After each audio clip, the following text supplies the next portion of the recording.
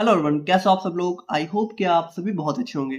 तो आज की वीडियो में हम लोग यहाँ पे बात करेंगे अपने फार्मास्यूटिकल क्वालिटी एश्योरेंस की यूनिट नंबर 3 के बारे में, जिसमें हम लोग यहाँ पे यूनिट 3 को कंप्लीट कवर करने वाले हैं।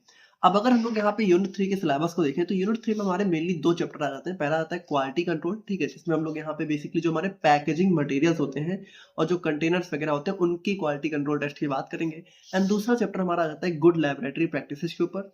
तो इन दोनों ही चैप्टर को हम लोग यहाँ पे आज के सिंगल वीडियो में कंप्लीट कवर करेंगे। बाकी देखिए, वीडियो देखने के बाद अगर आप लोग को वीडियो अच्छी लगी तो वीडियो को लाइक कर दीजिएगा, चैनल को सब्सक्राइब कर लीजिएगा अगर आपने ना कर रखा हो। बाकी इन सारी बातों के साथ मेरा नाम है अर्षित पांडे। आप लोग कॉपी और पेन लेके बैठ जाइए और हम लोग अपना आज का वीडियो स्टार्ट करते हैं।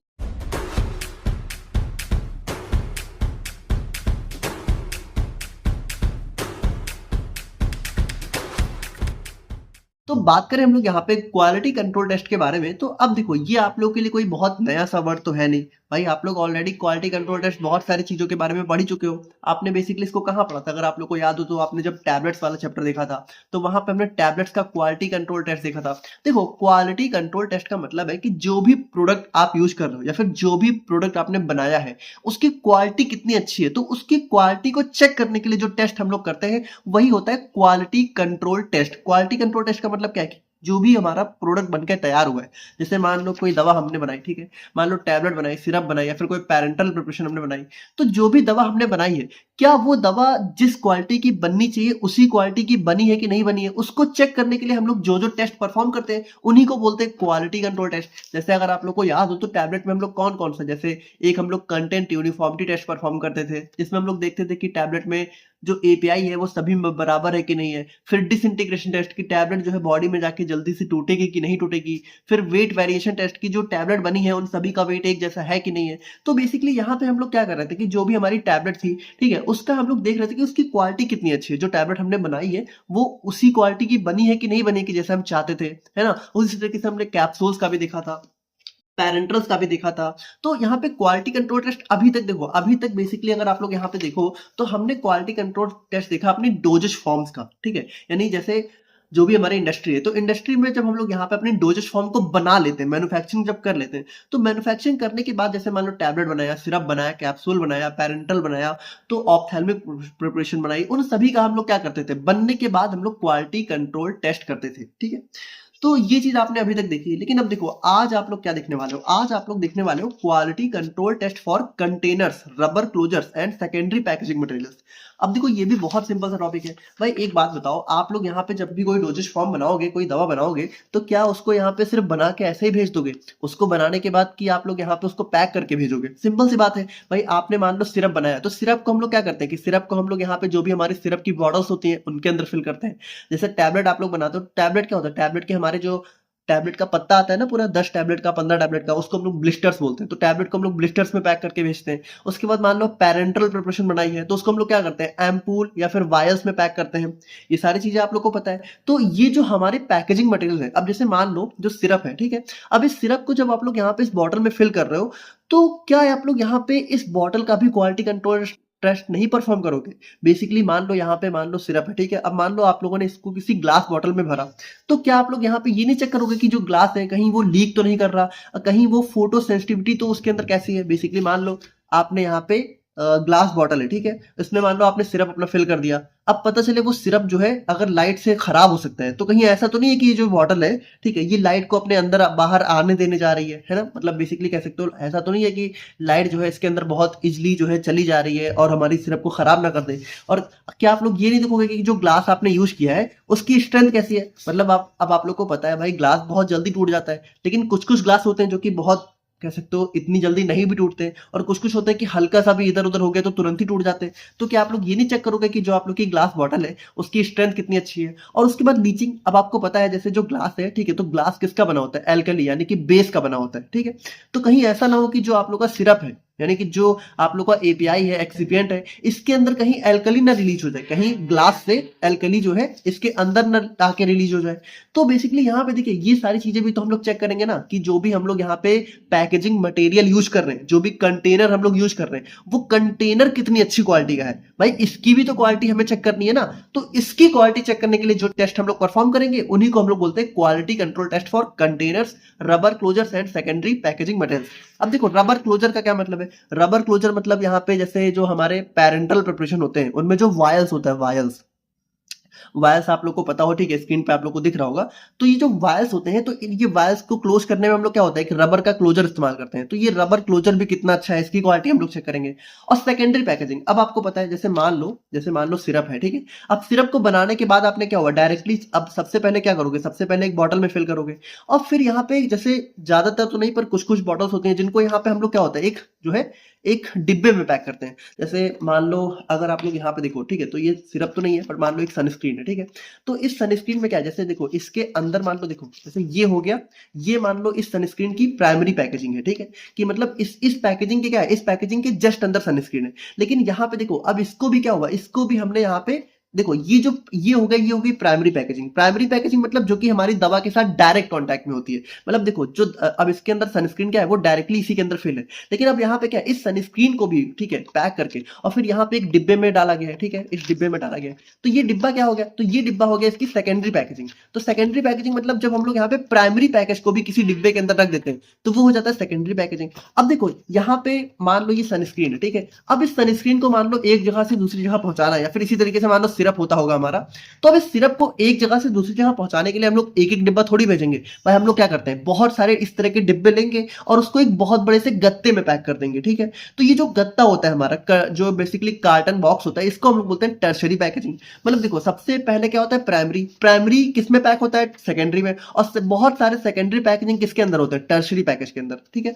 तो बेसिकली यहाँ पे अगर आप लोग सिलेबस देखो तो हमें देखना है अपना सेकेंडरी पैकेजिंग। मतलब ये जो हमारा सेकेंडरी पैकेजिंग होता है इसका क्वालिटी कंट्रोल टेस्ट हम लोग देखेंगे। और कंटेनर्स का मतलब देखो आप लोग अगर सिलेबस देखो तो आप लोगों को क्या, कंटेनर्स, रबर क्लोजर और सेकेंडरी पैकेजिंग मटेरियल, इन तीनों का क्वालिटी कंट्रोल टेस्ट आप लोग को यहाँ पे पढ़ना है।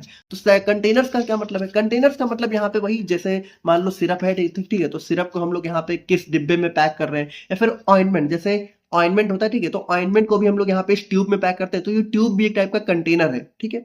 तो इन सबका क्वालिटी कंट्रोल टेस्ट बेसिकली हम लोग यहाँ पे आज की वीडियो में देखने वाले हैं। तो आई होप कि आप लोग को यहाँ पे थोड़ा सा समझ में आ गया होगा कि आप लोग यहाँ पे पढ़ने क्या वाले हो। बाकी अब हम लोग थोड़ा सा थ्योरी पोर्शन को भी डिस्कस कर लेते हैं।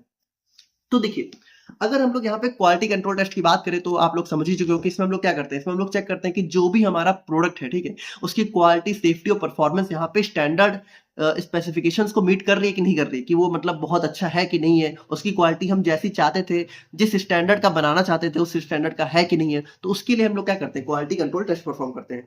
अब quality control test for containers, rubber closures and packaging materials are perform to ensure that they do not interact with the drug and maintain its quality, stability and safety throughout storage and use. तो यहाँ पे वही चीज है कि यहाँ पे हम लोग बेसिकली देखो कंटेनर्स और रबर क्लोजर्स और जो भी पैकेजिंग मटेरियल्स है इनकी क्वालिटी कंट्रोल टेस्ट क्यों परफॉर्म कर रहे हैं, कि कहीं ये दवा के साथ इंटरेक्ट ना कर जाए। या फिर अब जैसे मान लो सिंपल सी बात है कि जैसे हम लोग यहाँ पे सिरप हमने बनाया, तो सिरप को हम लोग बॉटल के अंदर क्यों पैक करते हैं, इसलिए पैक करते हैं ना कि भाई पहली बात तो ये जो सिरप होगी, ठीक है, तो इस सिरप को हम लोग यहाँ पे बॉटल के अंदर पैक करके उसको बाहर के एटमॉस्फेयर से बचाते हैं।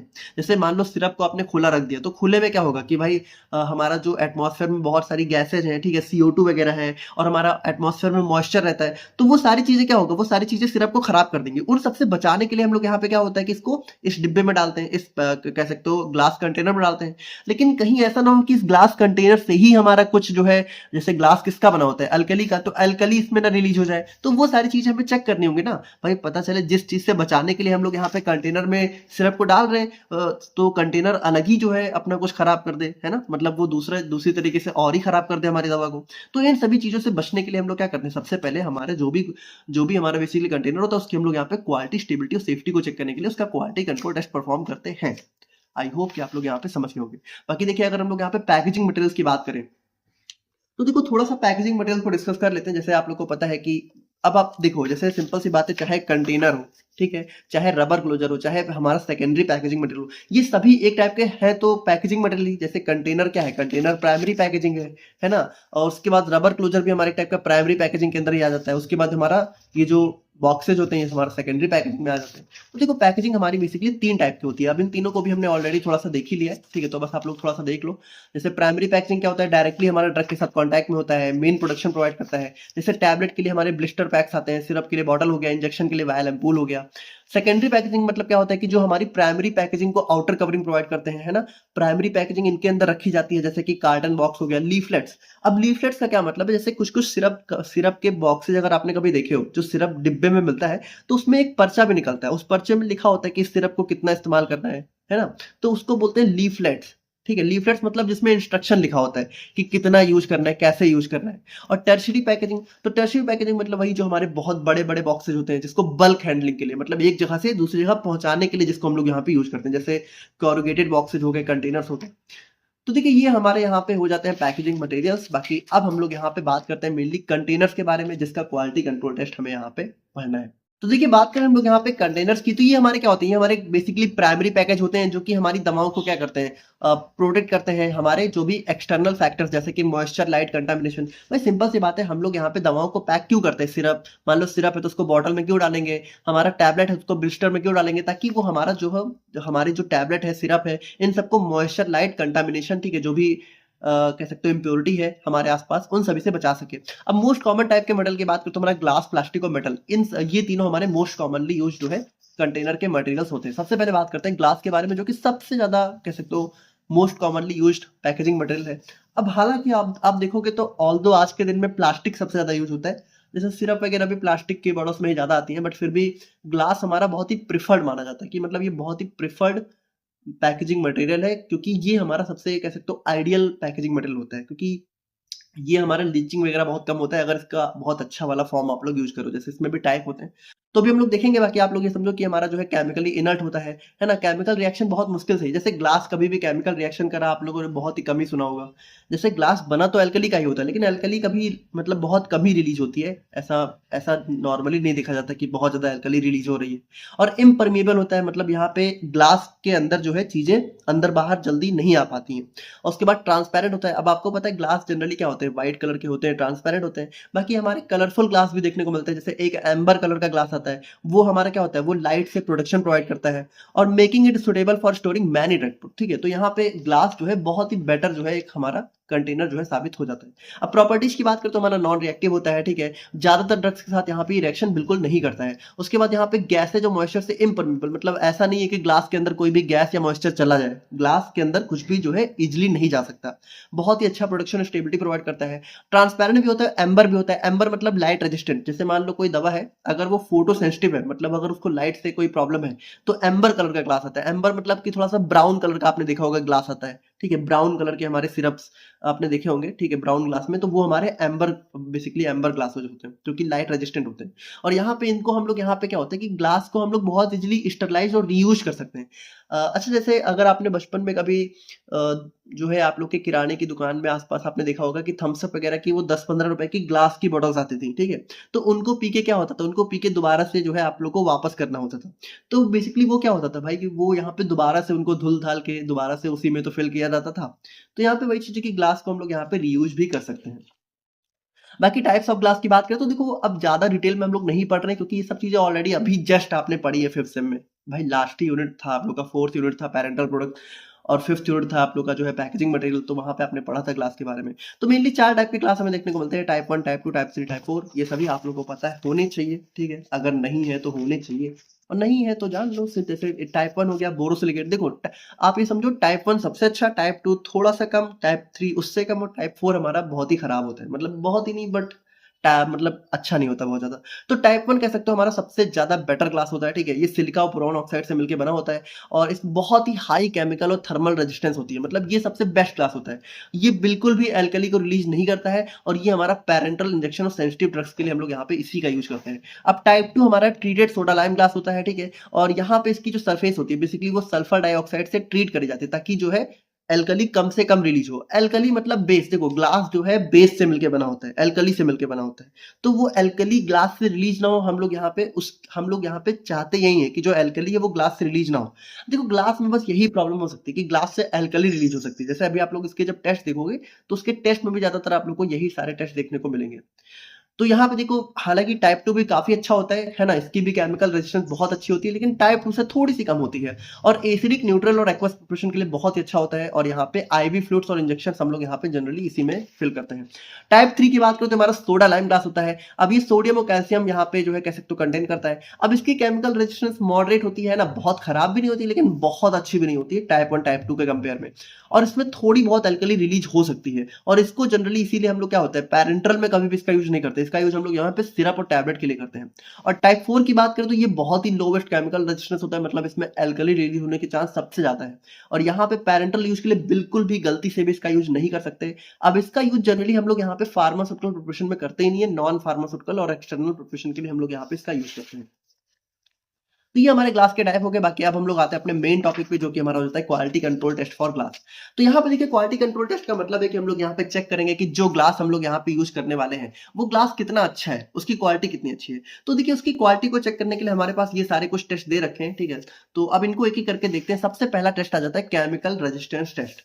अब देखो सबसे पहले समझो केमिकल रेजिस्टेंस टेस्ट का क्या मतलब है। इसमें बेसिकली हम लोग यहाँ पे चेक करेंगे, जैसे अब आपको पता है, जैसे मान लो ये हमारी सिरप की बॉटल है, ठीक है, मान लो ग्लास बॉटल है।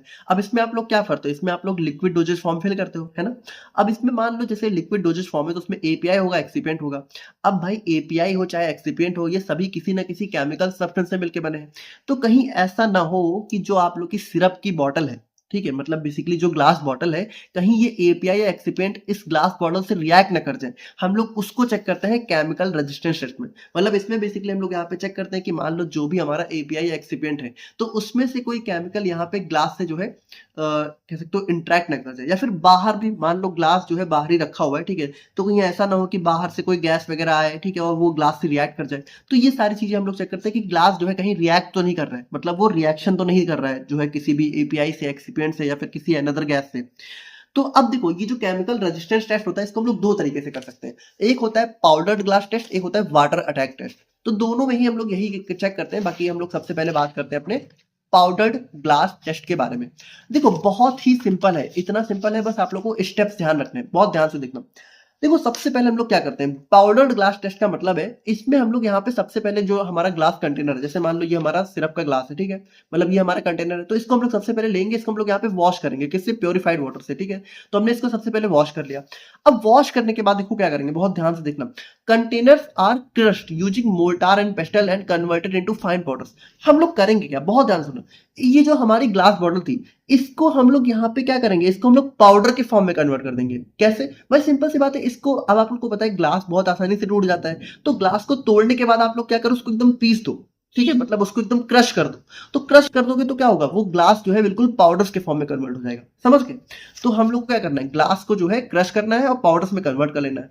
अब इन पाउडर को हमें क्या करना है, सीव नंबर 20 और 50 से पास करना है, ताकि जो पार्टिकल साइज है वो यूनिफॉर्म हो जाए। अब जैसे जब आप लोग इसको मान लो क्रश करोगे, पाउडर्स में कन्वर्ट करोगे, तो इसमें कुछ पाउडर का साइज बहुत बड़ा होगा, कुछ का छोटा हो सकता है। तो हम लोग एक यूनिफॉर्म साइज लेने के लिए क्या करेंगे, हम लोग जो है 20 और 50 नंबर की सीव से इसको पास कर देंगे, ठीक है। अब देखो सीव मतलब कि हमारा जो है कह सकते हो फिल्ट्रेशन है ना, छन्नी वगैरह, सीव आपने पढ़ा होगा। तो इससे जब हम लोग पास करेंगे तो देखो अब इस सीव में एक यूनिफॉर्म साइज के जो है कह सकते हो पोर होंगे। तो इस पोर से जो है हमारा क्या होगा, इस पोर से बेसिकली हमारा जो ग्लास पाउडर है वो पास हो जाएगा। तो हमें अब देखो, अब हमें क्या मिलेगा, हमें यहाँ पे जो है यूनिफॉर्म पार्टिकल साइज का जो है ग्लास पाउडर मिल जाएगा। देखो पहले भी ग्लास पाउडर था, बाद में भी ग्लास पाउडर है, बस यहाँ पे क्या था, यहाँ पे साइज जो है छोटा बड़ा हो सकता था, अब यहाँ पे सभी पार्टिकल एक साइज के होंगे। अब देखो ये जो पाउडर हमें मिल चुका है फाइनली, ठीक है। अब इससे हम लोग क्या करेंगे, अब इसमें बहुत ज्यादा पाउडर हो सकता है, इससे हम लोग सिर्फ 10 ग्राम, ठीक है, 10 ग्राम पाउडर को हम लोग लेंगे और हम लोग क्या करेंगे, इस 10 ग्राम पाउडर को एसीटोन से वॉश करेंगे, ताकि अगर इस पाउडर के अंदर भी अगर कोई इम्प्योरिटी वगैरह हो, मतलब ग्लास को छोड़ के अगर इसके अंदर कुछ और भी हो तो वो रिमूव हो जाए। अब उसके बाद हम लोग क्या करेंगे, बहुत ध्यान से देखना, हमने सबसे पहले ये पाउडर लिया, इसको एसीटोन से वॉश किया।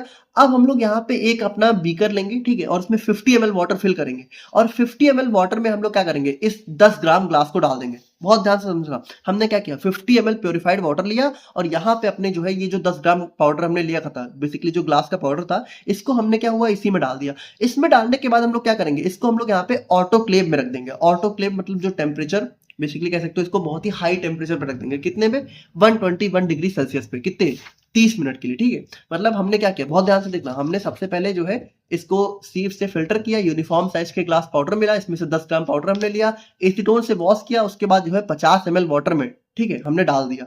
अब इसको हमने क्या किया, इसको हमने हीट होने के लिए ऑटोक्लेव में रख दिया। अब देखो, अब बहुत ध्यान से देखना, हम लोगों ने ये सारी चीजें करी क्यों, देखो हम लोग को क्या चेक करना है, हम लोग को चेक करना है कि जो ग्लास है कहीं वो रिएक्ट तो नहीं कर रहा। अब ग्लास कब रिएक्ट करेगा, देखो ग्लास किससे मिलकर बना होता है, एल्कली से। तो ग्लास अगर रिएक्ट करेगा तो ग्लास की रिएक्ट करने का मतलब है कि ग्लास के अंदर जो एल्कली है वही तो रिएक्ट करेगी। तो एल्कली कब रिएक्ट करेगी, एल्कली तब रिएक्ट करेगी जब वो ग्लास से रिलीज होगी। बेसिकली सिंपल सी बात है, जब ग्लास से जो एल्कली है वो रिलीज होगी तभी तो रिएक्ट करेगी। तो हम लोग यहाँ पे चेक क्या कर रहे हैं, हम लोग चेक कर रहे हैं कि ये जो हमारा पाउडर, ये जो पाउडर ग्लास है भाई, ये भी तो हमारा बेस से मिलकर बना है, कहीं इस पाउडर ग्लास से जो एल्कली है वो रिलीज हो रही है कि नहीं हो रही है। तो उसके लिए हमने क्या किया, इस पाउडर ग्लास को हमने यहाँ पे पानी में डाला, अब इस पानी को हमने हीट होने के लिए ऑटोक्लेव में रख दिया। अब देखो सिंपल सी बात है, अगर इसमें से कोई भी एल्कली रिलीज होनी होगी तो जब हम लोग यहाँ पे इसको हीट कर रहे हैं तभी हो जाएगी। भाई किसी चीज को आप लोग हीट करोगे तब तो पक्का पक्का उसमें से अगर कुछ रिलीज होना होगा तो हो ही जाएगा, ठीक है। तो अब अगर जब यहाँ पे देखिए, जब हमने यहाँ पे इसको हीट किया, ठीक है, अब हीट करने के बाद हम लोग क्या करेंगे, हीट करने के बाद हम लोग यहाँ पे ये जो हमारा सोल्यूशन है, जिसमें क्या है, देखो इस सोल्यूशन में 50 ml वाटर है और 10 ग्राम हमारा ग्लास के पार्टिकल्स हैं, बेसिकली ग्लास पाउडर है। अब हम लोग यहाँ पे इसको फिल्टर कर लेंगे। फिल्टर करने का मतलब है कि जो सोल्यूशन है उसको अलग कर लेंगे और पाउडर, जो हमारा ग्लास पाउडर है उसको अलग कर लेंगे। अब देखो ये जो ग्लास पाउडर है इसको हमने अलग कर दिया, और ये जो सोल्यूशन है, ठीक है, जो 50 ml वाटर था, इसको हमने एक कॉनिकल फ्लास्क में अलग से डाल लिया। अब सिंपल समझो, अगर इस ग्लास पाउडर से कोई भी हमारा एल्कली रिलीज होना होगा तो वो यहाँ पे इस वाले वाटर में ऑलरेडी रिलीज हो चुका होगा। देखो जो पानी हमने अलग किया है इस ग्लास पाउडर से, ठीक है, तो इस ग्लास पाउडर से जो भी अगर एल्कली रिलीज होनी होगी वो इस पानी में रिलीज हो चुकी होगी। जैसे भाई सिंपल सी बात है, चाय पत्ती आप लोग यहाँ पे डालते हो, ठीक है, तो चाय पत्ती का जो रंग होता है वो पानी जैसे गर्म करते हो वो रिलीज हो जाता है कि नहीं हो जाता, चाय का कलर उसी से तो आता है। अब चाय पत्ती आप लोग अलग कर देते हो तो इसका मतलब ये थोड़ी है कि वो जो पानी बचा हुआ है उसमें कुछ भी है ही नहीं, भाई उसी में तो चाय पत्ती का कलर रहता है। तो जैसे आपने क्या किया, आपने सबसे पहले ग्लास पाउडर को इसमें डाला और फिर ग्लास पाउडर को गर्म किया। अब गर्म करने के बाद आपने पाउडर को फिल्टर करके अलग कर दिया। अब आपके पास बचा क्या, बचा वो पानी। लेकिन अब अगर इस ग्लास पाउडर से कुछ रिलीज होना होगा तो वो उस पानी में ऑलरेडी रिलीज हो चुका होगा, सिंपल सी बात है। तो अब इस कॉनिकल फ्लास्क में हमारे पास क्या है, हमारे पास है जो हमारे पास है बेसिकली सॉल्वेंट, या फिर कह सकते हो हमारे पास वो वाटर है जिसमें हमने जो है ग्लास पाउडर को डाल के ऑटोक्लेव में डाला था। अब हम लोग करेंगे क्या, भाई देखो इस ग्लास पाउडर से अगर कुछ रिलीज हो सकता है तो वो क्या हो सकता है, वो एल्कली हो सकता है। एल्कली मतलब यानी कि बेस। अब देखो अगर मान लो रिलीज हुआ भी है, ठीक है, तो हमें यही तो चेक करना है कि कितना रिलीज हुआ है। तो हम लोग उसको कैसे पता करेंगे, बहुत सिंपल सी बात है, हम लोग क्या करेंगे, हम लोग यहाँ पे इसकी टाइट्रेशन करा देंगे अपने एसिड के साथ। भाई देखो इस कॉनिकल फ्लास्क में क्या है, हमारा बेस हो सकता है, ठीक है। अब हमें पता नहीं है, अगर होगा कब, होगा तब जब यहाँ पे इस ग्लास से रिलीज हुआ होगा। और अगर मान लो होगा भी तो हमें चेक करना है कि कितना। देखो हम लोग को ये चेक करना है कि अगर हुआ भी है तो कितना हुआ है। तो कितना हुआ है उसके लिए हम लोग क्या करेंगे, टाइट्रेशन करेंगे। अब टाइट्रेशन का आई होप कि आप लोग को बेसिक प्रिंसिपल मालूम होगा कि जब एसिड बेस की रिएक्शन होती है तो जितना बेस इसके अंदर होगा उतना एसिड जैसे इसके अंदर गिर जाएगा, ठीक है, तो ये दोनों मिलकर न्यूट्रलाइज हो जाएंगे। और जैसे ही ये न्यूट्रलाइज हो जाएंगे, ठीक है, वैसे ही हमारा क्या होगा, एंड पॉइंट आ जाएगा। और एंड पॉइंट आने के बाद हम लोग क्या करेंगे, इसको टाइट्रेशन को रोक देंगे और रोकने के बाद हम लोग चेक करेंगे कि कितना एसिड यहाँ पे खत्म हुआ। अब जितना एसिड यहाँ पे खत्म हुआ न्यूट्रलाइज करने में, हम लोग यहाँ पे उसी को क्या करते हैं, उसी को यहाँ पे बेस से कंपेयर करके बेस की वैल्यू पता लगा लेते हैं। बेसिकली हम लोग यहाँ पे कितना एसिड यूज हुआ उसको बेस, उसको हम लोग यहाँ पे क्या करते हैं, हमारा एक फॉर्मूला होता है N1V1 is equal to N2V2, अगर आप लोग को याद हो, इस फॉर्मूले में पुट करके हम लोग पता लगा लेते हैं कि कितना बेस इसके अंदर था, ठीक है। तो सिंपल सी बात समझो, जितना ज्यादा एसिड यूज होगा उतना ज्यादा बेस इसके अंदर होगा, यानी जितना ज्यादा एसिड यूज होगा उतना ज्यादा एल्कली इस ग्लास ने रिलीज करी होगी, और जितना ज्यादा बेस एसिड यूज होगा उतना ज्यादा बेस, यानी कि उतना बेकार ग्लास। भाई देखो हम लोग क्या चाहते हैं कि ग्लास से अल्कली ना रिलीज हो, और अगर हो भी तो बहुत कम हो, तो इसकी एक स्टैंडर्ड लिमिट भी दी होती है, ठीक है। तो देखिए वही चीज है कि यहाँ तक आप लोग समझ ही गए होंगे कि हम लोग यहाँ पे क्या करेंगे, ऑटोक्लेव में डालने के बाद सैंपल को कूल करेंगे, लिक्विड को सेपरेट कर लेंगे, ठीक है। लिक्विड सेपरेशन को डिकेंटेशन बोल देते हैं, ठीक है। और यहाँ पे हम लोग क्या करेंगे, फिर हम लोग यहाँ पे इसको टाइट्रेट करेंगे 0.02 नॉर्मल H2SO4 यानी कि एसिड के साथ, ठीक है। अब देखो एक बहुत इंपॉर्टेंट चीज है कि आप लोग अगर चाहो, जैसे मैंने यहाँ पे बिल्कुल पॉइंट वाइज यहाँ पे लिख दिया है। अब अगर आप लोग चाहते हो कि इसी को थोड़ा सा आप लोग लेंदी लिख के आओ, एग्जाम में इसी को आप लोग लेंदी बनाना चाहते हो, तो बिल्कुल आप लोग यहाँ पे इसी को जो है फ्लो चार्ट के फॉर्म में लिख दो ना। देखो एक का मैंने आप लोग को लिख के बता दिया है, ठीक है, बाकी में मैंने नहीं लिखा है, लेकिन आप लोग इतने समझदार हो कि ये सारे पॉइंट्स को आप लोग चाहो तो इसी तरीके फ्लो चार्ट में भी लिख सकते हो। और फ्लो चार्ट में लिखने पे क्या होगा, आप लोग की लेंथ बहुत बढ़ जाएगी, ठीक है। फ्लो चार्ट में तो आप लोग यहाँ पे इतने पॉइंट से पूरा एक पेज भर के आ सकते हो। तो जैसे कुछ लोग बोलते हैं कि कंटेंट बहुत कम है, कम थोड़ी है, वो तो आप लोग को लिखना आना चाहिए ना, कैसे लिखना है। इतना कंटेंट बहुत है, लिटरली बहुत है, ठीक है। तो आप लोग चाहो तो सेम चीज देखो फ्लो चार्ट में भी लिखो सेम, ठीक है। सैंपल सबसे पहले प्योरीफाइड वाटर से वॉश होगा, ठीक है, फिर कंटेनर में ग्राइंड होगा, फिर यहाँ पे पाउडर को हम लोग सीव नंबर 2050 से पास करेंगे, फिर 10 ग्राम पाउडर लेंगे, एसीटोन से वॉश करेंगे, 50 ml वाटर में ऐड करेंगे, ऑटोक्लेव करेंगे, सैंपल को कूल करेंगे, डिकेंटेट करेंगे, और यहाँ पे फिर यहाँ पे इसको जो है टाइट्रेट करेंगे, ठीक है। तो बिल्कुल इसी तरीके से आप फ्लो चार्ट में भी लिख के आ सकते हो, सेम चीज लिखी हुई है। और बाकी देखिए अब हम लोग यहाँ पे टेस्ट कैसे करेंगे कि हमारा जो टेस्ट हमने किया है वो पास हुआ कि नहीं हुआ। तो यहाँ पे देखो एक स्टैंडर्ड लिमिट दी होती है। जैसे अगर हमारा टाइप 1 ग्लास है, बहुत ध्यान से देखना, टाइप 1 ग्लास है तो उसमें जो हमारा एसिड यूज होगा वो 1 ml से ज्यादा नहीं होना चाहिए, क्योंकि टाइप 1 ग्लास क्या होता है, बिल्कुल भी अल्कली नहीं रिलीज करता है। तो पहली बात तो अगर जीरो हो जाए, ठीक है, मतलब एसिड यूज ही ना हो, तो बहुत ही अच्छा है। लेकिन अगर यूज हुआ भी है तो 1 ml मैक्सिमम, ठीक है, ये इसकी लिमिट है। और अगर टाइप 2 की बात करें तो यहाँ पे 8.5 ml तक की लिमिट जो है एक्सेप्टेड है। और टाइप एनपी, ठीक है, मतलब जो नॉन पैरेंटल बेसिकली ग्लास होते हैं, तो वहां पे हमारा 15 ml तक की लिमिट जो है एक्सेप्टेड होती है। तो ये हमारा जो है हो जाता है पाउडर्ड ग्लास टेस्ट। अब देखो इसी में हमारा एक दूसरा टाइप आ जाता है वाटर अटैक टेस्ट। देखो ये दोनों ही टाइप किसके हैं, ये दोनों ही टाइप बेसिकली हमारे जो है केमिकल रेजिस्टेंस टेस्ट के हैं, जिसमें हम लोग चेक करते हैं कि जो ग्लास है वो जो है कितना केमिकली रेजिस्टेंट है, वो केमिकल रिएक्शन करेगा कि नहीं करेगा। तो देखो वाटर अटैक टेस्ट की बात करें तो ये भी बिल्कुल सेम है। इसमें हम लोग देखो, अब इसमें हम लोग क्या करेंगे, इसमें बस हम लोग ये करेंगे कि हम लोग यहाँ पे जो ग्लास होगा इसको हम लोग पाउडर में नहीं कन्वर्ट करेंगे, बल्कि डायरेक्टली हम लोग क्या करेंगे, जो हमारा कंटेनर होगा, जैसे मान लो ये हमारी बॉटल है, ठीक है, तो इस बॉटल को हम लोग यहाँ पे तोड़ने की बजाय इस बॉटल में ही हम लोग क्या करेंगे, इस बॉटल में ही हम लोग यहाँ पे जो है देखो इसको मेनली हम लोग यहाँ पे टाइप 2 ग्लास के लिए यूज करते हैं। अब इसमें हम लोग क्या करते हैं, होल अनब्रोकन, मतलब ग्लास को हमने तोड़ा नहीं है, whole container is filled with distilled water up to 90%, मतलब कि हमने क्या किया, जो कंटेनर है इसमें 90% यानी कि लगभग 90% तक का पानी हमने इसमें फिल कर दिया, ठीक है, इसकी कैपेसिटी के अकॉर्डिंग। और इसके बाद हमने यहाँ पे इस पूरे कंटेनर को उठा के ऑटोक्लेव में रख दिया, ठीक है। और उसके बाद हम लोग क्या करेंगे, सैंपल को कूल करेंगे और लिक्विड को सेपरेट कर देंगे, ठीक है। अब हमने यहाँ पे क्या हुआ, इस बॉटल से जो है लिक्विड को सेपरेट कर लिया अपने कॉनिकल फ्लास्क में। अब देखो यहाँ पे भी सिंपल सी बात है कि भाई अगर इस कंटेनर से कोई भी अल्कली रिलीज होनी होगी तो वो यहाँ पे इस वाले कह सकते हो हमारे कॉनिकल फ्लास्क में जो हमने लिक्विड अलग किया है, ठीक है, इसमें ऑलरेडी रिलीज हो चुकी होगी, मतलब ये जो 90% वाटर हमने फिल किया था इस वाटर में ऑलरेडी यहाँ पे रिलीज हो चुका होगा, ठीक है। अब हम लोग क्या करेंगे, हम लोग यहाँ पे सेम इसी जो हमारा बेसिकली ये जो हमारा कॉनिकल फ्लास्क है जिसमें हमने लिक्विड को सेपरेट किया, इस लिक्विड को हम लोग टाइट्रेट कर देंगे, ठीक है। तो यहाँ पे देखिए separated liquid is titrated using, तो हमारा सेम बिल्कुल वही 0.02 नॉर्मल H2SO4 के साथ हम लोग यहाँ पे टाइट्रेट कर देंगे, ठीक है। और उसके बाद चेक करेंगे कि कितना वॉल्यूम हमारा कंज्यूम हुआ और कंपेयर करेंगे लिमिट से। तो जैसे यहाँ पे देखिए टाइप 2 की बात करें तो टाइप 2 के लिए हम लोग यहाँ पे इसका यूज करते हैं। तो अगर हमारा साइज जो है 100 ml है, ठीक है, तो 100 ml के लिए हमारा जो साइज है, हमारा वॉल्यूम जो है 0.7 ml है, और अगर लेस देन 100 ml है तो वहां पे 0.2 ml है, ठीक है। तो ये हमारी लिमिट्स बेसिकली यहाँ पे दी हुई है। मतलब यहाँ पे 100 ml जो हमने कॉनिकल फ्लास्क में जो वाटर खाली किया, ठीक है, अगर ये 100 ml है, 100 ml, तो यहाँ पे 0.7 ml तक का हमारा एसिड यूज हो सकता है, ठीक है, इतना वैलिड है। और अगर 100 से कम है तो 0.2। तो ये हमारी लिमिट्स हैं। बाकी ये हमारा होता है water chemical resistance test. I hope कि आप लोग समझ गए होंगे। बाकी नेक्स्ट हम लोग बात करते हैं हाइड्रोलिटिक रेजिस्टेंस टेस्ट के बारे में। अब देखो अगर हम लोग बात करें केमिकल रेजिस्टेंस और हाइड्रोलिटिक रेजिस्टेंस के बारे में तो दोनों लगभग सेम ही है। बस आप ये समझो कि केमिकल रेजिस्टेंस में हम लोग चेक करते हैं कि ग्लास किसी भी केमिकल से तो रिएक्ट नहीं कर रहा है, और हाइड्रोलिटिक रेजिस्टेंस में हम लोग टेस्ट करते हैं कि ग्लास कहीं वाटर से तो रिएक्ट नहीं कर रहा है। मतलब इसमें सिर्फ हम लोग ये चेक करते हैं कि ग्लास वाटर के साथ तो नहीं रिएक्ट कर रहा है, जबकि केमिकल रेजिस्टेंस में हम लोग ये भी चेक करते हैं कि ग्लास वाटर को छोड़ के भी किसी और से भी तो नहीं रिएक्ट कर रहा है। तो अब देखो हाइड्रोलिटिक रेजिस्टेंस में हम लोग बेसिकली चेक करते हैं कि जो भी एल्कली रिलीज हो रही है, ठीक है, तो वो यहाँ पे कितनी हो रही है या फिर वो वाटर के साथ रिएक्ट कर रही है कि नहीं कर रही है। तो देखो सिंपल सी बात है, हम लोग देखो दोनों में ही मेन कॉन्सेप्ट क्या है, कोर कॉन्सेप्ट ये है कि हम लोग चेक करते हैं कि जो ग्लास है उससे एल्कली कितनी रिलीज हो रही है, ठीक है, कितना एल्कली ग्लास रिलीज कर रहा है। जैसे केमिकल रेजिस्टेंस में भी कोर कॉन्सेप्ट यही है और हाइड्रोलिटिक रेजिस्टेंस में भी कोर कॉन्सेप्ट यही है।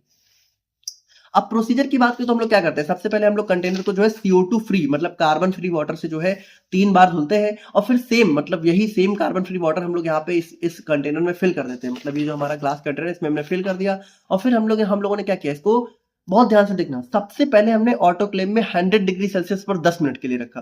फिर हमने क्या किया, फिर हमने इसका टेम्परेचर बढ़ा के सबसे पहले ऑटोक्लेव का टेम्परेचर 100 डिग्री सेल्सियस रखा 10 मिनट के लिए। 10 मिनट के बाद टेम्परेचर बढ़ाया 121 डिग्री सेल्सियस 20 मिनट के लिए और 20 मिनट के बाद जो है 121 डिग्री सेल्सियस को हमने जो है 60 मिनट तक मेंटेन रहने दिया, ठीक है। और उसके बाद धीरे धीरे हमने क्या किया, टेम्परेचर को 121 से वापस 100 पे जो है वापस जो है 121 से 100 पे लेके आया 40 मिनट के लिए। मतलब 40 मिनट तक लगातार धीरे धीरे हम लोग यहाँ पे क्या करेंगे, टेम्परेचर को 121 से 100 पे लेके आएंगे। और फिर यहाँ पे हम लोग क्या करेंगे, जो हमारा बेसिकली कंटेनर है जिसमें हमने ग्लास को फिल मतलब वाटर को फिल किया था, हम लोग यहाँ पे उसको थोड़ा ठंडा होने के लिए छोड़ेंगे।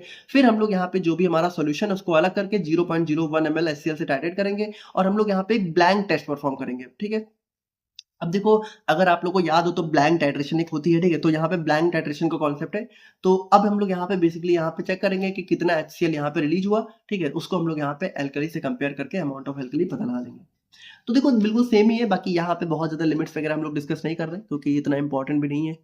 और नेक्स्ट हम लोग यहाँ पे बात करें अपने लाइट ट्रांसमिशन टेस्ट के बारे में। तो लाइट ट्रांसमिशन, देखो लाइट ट्रांसमिशन का मतलब है, जैसे मान लो अब हमने जो है हमारा मान लो बॉटल है, ठीक है, तो इस बॉटल में अगर मान लो हमने कोई ऐसी दवा भरी जो कि लाइट सेंसिटिव है, फोटो सेंसिटिव है। लाइट सेंसिटिव या फिर फोटो सेंसिटिव का मतलब है कि अगर लाइट इसके अंदर गई यानी धूप की रोशनी इसके अंदर गई तो खराब हो सकती है दवा। तो वहां पे हम लोग यहाँ पे चेक करेंगे कि जो हमारा ग्लास है, तो ग्लास के अंदर लाइट पास हो रही है कि नहीं हो रही है, ठीक है। तो बेसिकली यहाँ पे देखो, अब आपको पता है सन के अंदर क्या होता है, यूवी रेज होती हैं। तो बेसिकली हम लोग यहाँ पे यूवी लाइट के स्पेशली चेक करते हैं कि कहीं ग्लास के अंदर यूवी लाइट तो पास नहीं हो रही है। तो अब देखो, हालांकि अगर आप लोग देखो तो इसको हम लोग यहाँ पे जो चेक करते हैं, तो हम लोग यहाँ पे यूवी विजुअल स्पेक्ट्रोफोटोमीटर हमारा एक इंस्ट्रूमेंट होता है, उससे टेस्ट करते हैं। अब इसको आप लोग 7 सेमेस्टर में पढ़ने वाले हो बहुत डिटेल में, बट अभी के लिए थोड़ा सा आप लोग समझो कि इसमें हम लोग चेक करते हैं कि जो हमारा ग्लास है कहीं उसके अंदर से यूवी लाइट तो नहीं पास हो रही है, ठीक है। ये हमारा इंश्योर करता है कि जो हमारा ग्लास है वो लाइट सेंसिटिव ड्रग्स को भी प्रोटेक्ट कर सकता है। तो इसमें प्रोसीजर क्या होता है, देखो प्रोसीजर ये होता है कि यूवी विजुअल स्पेक्ट्रोफोटोमीटर एक पूरा इंस्ट्रूमेंट होता है।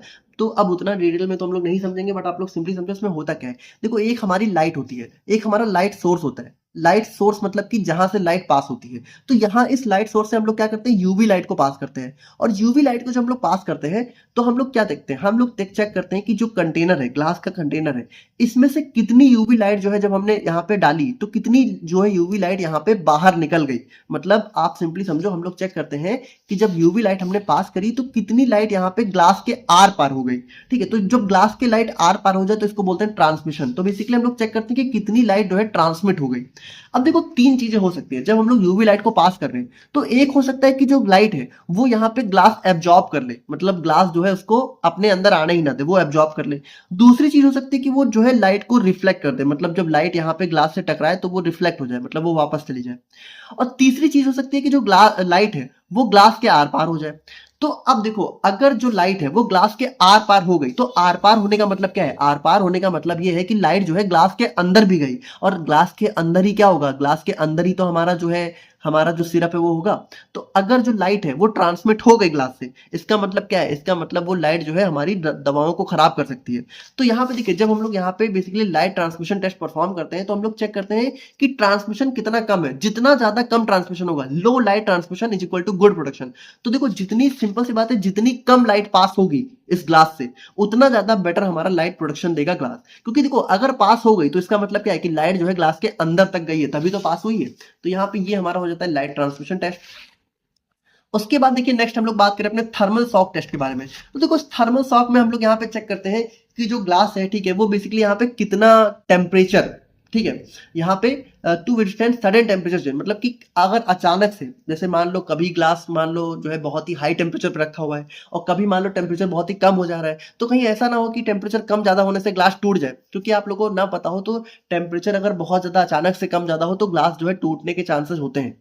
तो वहाँ पे हम लोग जो है थर्मल शॉक टेस्ट में ये चेक करते हैं कि टेम्परेचर बढ़ने या घटने से जो है ग्लास पे क्या इफेक्ट आ रहा है। तो इसको हम लोग कैसे करते हैं, तो हम लोग क्या करते हैं, ग्लास कंटेनर को सबसे पहले हम लोग बहुत ही हाई टेम्परेचर पे हीट करते हैं और उसके बाद हम लोग क्या करते हैं, उसके बाद अचानक से उसको ठंडा कर देते हैं। मतलब सबसे पहले हमने इसको एकदम हीट कर दिया बहुत ज्यादा और फिर तुरंत इसको ठंडा कर दिया। अब तुरंत ठंडा करने पे क्या होगा, अगर इसको टूटना होगा तो इसमें ये तुरंत ही टूट जाएगा या तो इसमें क्रैक आ जाएगा, मतलब दरारें आ जाएंगी। तो अगर कोई क्रैक नहीं आया इतना कुछ करने के बावजूद भी, तो इसका मतलब हमारा जो ग्लास है वो बहुत अच्छी क्वालिटी का है। इंटरनल बर्स्टिंग प्रेशर टेस्ट का मतलब है कि जो ग्लास है, ठीक है, वो कितना प्रेशर जो है कह सकते हो सह सकता है, कितना, कहीं ऐसा ना हो कि जो लिक्विड आपने उसके अंदर फिल किया है, ठीक है, अगर वो एक्सपैंड करे, जैसे कभी कभी क्या होता है लिक्विड थोड़ा एक्सपैंड करते हैं, एक्सपैंड मतलब कि थोड़ा उनका अमाउंट बढ़ जाता है, थोड़ा वो बढ़ जाते हैं, अपने वॉल्यूम उनका बढ़ जाता है, तो कहीं वॉल्यूम बढ़ने पे ऐसा ना हो कि ग्लास टूट जाए। तो इसके लिए हम लोग क्या करते हैं कि हमारा एक इंस्ट्रूमेंट होता है American glass research increment pressure tester, ठीक है। तो ये क्या करता है, ये ग्लास का जो इंटरनल प्रेशर है उसको ग्रेजुअली बढ़ाता है अंदर से, ठीक है। अब यहाँ पे प्रेशर तब तक बढ़ाया जाता है जब तक वो ग्लास टूट ना जाए। तो देखा जाता है कि कितने प्रेशर पे टूटा, तो देखो जितना हाई प्रेशर पे टूटेगा, मतलब कह सकते हो अगर एकदम थोड़ा सा प्रेशर बढ़ाने पे टूट गया, इसका मतलब क्या है कि ग्लास बहुत ही फ्रेजाइल है, ग्लास बहुत ही खराब है। और जितना ज्यादा हाई प्रेशर बढ़ाने पे टूटेगा, इसका मतलब जो हमारा ग्लास है बहुत ही स्ट्रांग है, ठीक है। तो ये हमारा इंटरनल बर्स्टिंग प्रेशर टेस्ट हो जाता है। और फाइनली हमारा लास्ट आ जाता है लीकेज टेस्ट। तो लीकेज टेस्ट में हम लोग बेसिकली चेक करते हैं कि ग्लास जो है कहीं वो दवा को लीक तो नहीं कर रहा। भाई सिंपल सी बात है, आप लोग दवा जब ग्लास में भर रहे हो, ठीक है, तो आप लोग ये थोड़ी चाहोगे कि आपकी जो दवा है वो ग्लास से लीक हो जाए। तो इसके लिए हम लोग सिंपली करते क्या है कि हम लोग यहाँ पे ग्लास में, ठीक है, ग्लास में हमने दवा को फिल किया और उसके बाद इसी ग्लास को हमने क्या किया, उल्टा करके रख दिया। मतलब इस ग्लास को, ठीक है, हम लोग क्या करते हैं कि उल्टा इस ढक्कन की, मतलब ढक्कन को नीचे करके ऐसे रख देते हैं, ठीक है। मतलब मान लो इसको हमने ऐसे उल्टा रख दिया, ठीक है, ऐसे। अब ऐसे रखने के बाद हम लोग क्या, हम लोग देखेंगे, भाई देखो सिंपल सी बात है, अगर इसको लीक होना होगा तो जब आप लोग उल्टा रखोगे तो उल्टा रखने पे ये बहुत आराम से लीक हो सकता है। तो अगर इसको लीक होना होगा तो लीक हो जाएगा। तो अगर उल्टा रखने के बावजूद भी 24 घंटे बाद आप लोग जब चेक करोगे, तो अगर 24 घंटे बाद भी कोई लीकेज नहीं दिखी, तो इसका मतलब यहाँ पे लीकेज टेस्ट भी पास हो जाता है, यानी कि ग्लास हमारा बहुत ही अच्छी क्वालिटी का है। तो देखिए ये हमारे हो जाते हैं ग्लास के quality control test. I hope कि आप लोग यहाँ पे समझ गए होंगे। बाकी अब हम लोग यहाँ पे बात करते हैं अपने प्लास्टिक कंटेनर्स के बारे में। अब देखिए बात करें हम लोग यहाँ पे प्लास्टिक कंटेनर्स के बारे में, तो सिंपल सी बात है, प्लास्टिक कंटेनर मतलब हमारे जो पॉलीमरिक मेटल, जैसे कि हमारा पॉलीथाइलिन, पॉलीप्रोपाइलिन, पीवीसी, इन्हीं सबसे हमारे। अब पीवीसी का फुल फॉर्म क्या होता है, आप लोग यहाँ पे कमेंट करके बताना, ठीक है। तो ये हमारे प्लास्टिक का मटेरियल्स होते हैं जिससे हमारा प्लास्टिक मिलकर बना होता है और इसको हम लोग यहाँ पे फार्मास्यूटिकल प्रोडक्ट को स्टोर, प्रोटेक्ट और डिलीवर करने के लिए यूज करते हैं। अब आपको पता है आज के दिन में ज्यादातर जो हमारे फार्मास्यूटिकल कंटेनर, जो भी फार्मास्यूटिकल प्रोडक्ट है वो प्लास्टिक के ही जो है कंटेनर्स में देखने को मिलते हैं। जैसे ये ऑइंटमेंट भी आप लोग देखो तो प्लास्टिक में ही है, सिरप भी आजकल ज्यादातर प्लास्टिक के कंटेनर में ही आती है। और बाकी यहाँ पे इनको जो है स्टेबिलिटी, सेफ्टी और compatibility of truck during storage, transportation and use के लिए हम लोग यूज करते हैं। मतलब बहुत ही स्टेबल होता है ना, प्लास्टिक के टूटने का डर भी बिल्कुल नहीं है और स्टोर भी काफी अच्छे से कर लेता है। बस ये है कि थोड़ा सा लीकेज वगैरह कर सकता है ना, और प्लास्टिक से हमारे जो है माइक्रो पार्टिकल्स भी रिलीज हो सकते हैं। तो उन सबके लिए हम लोग टेस्ट परफॉर्म करते हैं। तो सबसे पहला टेस्ट हमारा लीकेज टेस्ट आ जाता है। तो लीकेज टेस्ट बहुत ही सिंपल है, इसमें हम लोग क्या करेंगे, इसमें हम लोग चेक करेंगे कि कहीं प्लास्टिक बॉटल से, जो भी प्लास्टिक कंटेनर है उसमें से दवा जो है लीक तो नहीं हो रही।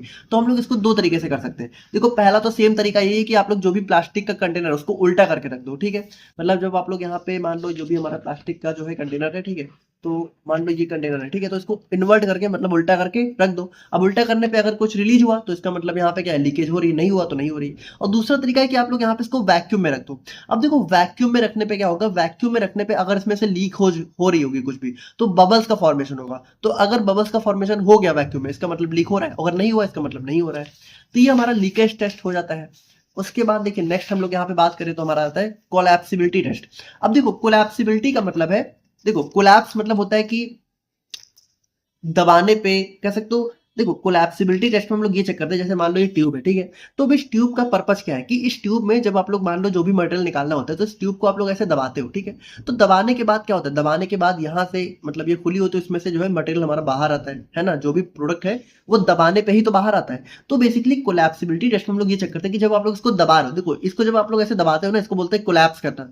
तो जब आप लोग इसको कोलैप्स कर रहे हो तो कोलैप्स करने पे जो मटेरियल है वो बाहर आ रहा है कि नहीं आ रहा है, मतलब जो भी कंटेंट है वो इजिली डिस्पेंस हो रहा है है कि नहीं हो रहा है, इसको हम लोग चेक करते हैं कोलैप्सिबिलिटी टेस्ट में। बहुत ही सिंपल है, हम लोग क्या कर देंगे, हम लोग सबसे पहले जो भी कंटेनर है उसको वाटर या फिर प्रोडक्ट से फिल करेंगे। मतलब जो भी हमारा मान लो ट्यूब है, इसको हमने वाटर या फिर प्रोडक्ट से फिल कर लिया। फिर हम लोग प्रेशर को मैनुअली या फिर मैकेनिकली अप्लाई करते हैं। मतलब हम लोग खुद से भी अप्लाई कर सकते हैं, और यहाँ पे हमारे पास मशीन वगैरह भी होती है तो उससे भी अप्लाई कर सकते हैं। और फिर हम लोग चेक करते हैं कि अप्लाई करने पे, ठीक है, अब हम लोग यहाँ पे चेक करेंगे कि जैसे मान लो इस ट्यूब को आपने भरा, ठीक है, तो ट्यूब को भरने पे जब आप लोग प्रेशर अप्लाई करो, ठीक है, तो मान लो आप लोग को पूरी ट्यूब पूरा निकालना है मटेरियल, तो कम से कम 90% जो मटेरियल है वो तो कम से कम बाहर आ ही जाना चाहिए, तब हमारा एक बेटर कोलैप्सिबिलिटी होती है, ठीक है, यानी हमारी बेटर ट्यूब बनके तैयार हुई है। अब देखो क्लैरिटी ऑफ एक्वस एक्सट्रैक्ट की बात करें तो इसमें हम लोग क्या करते हैं, देखो इसमें हम लोग बेसिकली चेक करते हैं कि जो प्लास्टिक है, ठीक है, तो कहीं इस प्लास्टिक से कोई पार्टिकल तो नहीं रिलीज हो रहा है, कहीं इस प्लास्टिक से कोई पार्टिकल टूट के तो नहीं रिलीज हो रहा है। तो ये सारी चीजें हम लोग यहाँ पे इसमें टेस्ट करते हैं। अब इसके लिए हम लोग देखो करते क्या है, बहुत ध्यान से देखना। देखो हम लोग सबसे पहले क्या करते हैं, सबसे पहले हम लोग यहाँ पे जो भी हमारा प्लास्टिक का कंटेनर है इसको हम लोग यहाँ पे स्ट्रिप्स के फॉर्म में कट कर लेते हैं। मतलब हम लोग यहाँ पे इसको काट के स्ट्रिप्स बना लेते हैं इस तरीके से, ठीक ठीक है। और उसके बाद हम लोग क्या करते हैं, ये जो स्ट्रिप्स है, ठीक है, इन स्ट्रिप्स को हम लोग यहाँ पे डिस्टिल्ड वाटर से वॉश करते हैं ताकि जो भी कोई इंप्योरिटी है वो रिमूव हो जाए। और उसके बाद हम लोग क्या करते हैं, ये जो स्ट्रिप्स है, ठीक है, इसको हम लोग यहाँ पे अपने एक फ्लास्क में, कॉनिकल फ्लास्क में ट्रांसफर कर देते हैं। ट्रांसफर करने के बाद हम लोग क्या करते हैं, इसको ऑटोक्लेव में रखते हैं 121 डिग्री सेल्सियस पर 30 मिनट के लिए। और उसके बाद हम लोग क्या कर देंगे, अब हम लोग को यहाँ पे जो भी सोल्यूशन हमारा है इसको फिल्टर कर लेंगे। और फिल्टर करने के बाद हम लोग यहाँ पे बीकर में फिल्टर करके, और हम लोग यहाँ पे इस बीकर को मैनुअली आंखों से देखेंगे। अगर ये जो बीकर है इसमें ये बिल्कुल क्लियर है, ठीक है, इसमें कुछ भी हमें पार्टिकल्स वगैरह नहीं दिख रहे हैं, इसका मतलब कि यहाँ पे क्या है, इसका मतलब प्लास्टिक जो है कुछ भी रिलीज नहीं किया है। और अगर यहाँ पे ये सारी चीजें करने के बाद इस बीकर से हमारे कुछ पार्टिकल्स अगर हमें दिख रहे हैं रिलीज होते हुए, इसका मतलब क्या है, इसका मतलब ये है कि ये जो प्लास्टिक के स्ट्रिप्स हमने काटी थी इसमें से कुछ पार्टिकल्स हमारे इस जो है सॉल्वेंट में रिलीज हो गए हैं, ठीक है। तो ये हमारा हो जाता है क्लैरिटी ऑफ एक्वस एक्सट्रैक्ट। देखो नाम से ही समझो, क्लैरिटी ऑफ एक्वस एक्सट्रैक्ट, यानी कि जब आपने पानी का जो एक्सट्रैक्ट होता है, मतलब प्लास्टिक डालने के बाद जब आप लोग पानी निकालोगे, ठीक है, तो वो एक्सट्रैक्ट हो गया, तो वो जो एक्सट्रैक्ट आपने निकाला है वो क्लियर है कि नहीं है, उसकी क्लैरिटी कितनी अच्छी है। तो जितनी अच्छी क्लैरिटी होगी इसका मतलब उतना कम हमारा प्लास्टिक जो है इसके अंदर रिलीज हुआ है, ठीक है। तो ये हमारा हो जाता है क्लैरिटी ऑफ एक्वस एक्सट्रैक्ट। उसके बाद देखिए नेक्स्ट हमारा हो जाता है ट्रांसपेरेंसी टेस्ट। अब देखो ट्रांसपेरेंसी टेस्ट में हम लोग बेसिकली ये चेक करते हैं कि मान लो अगर हमारा कोई ट्रांसपेरेंट प्लास्टिक कंटेनर है, ठीक है, तो उसकी ट्रांसपेरेंसी कितनी अच्छी है, मतलब उसके अंदर से मटेरियल जो है वो आसानी से दिख रहा है कि नहीं दिख रहा है बाहर से ही।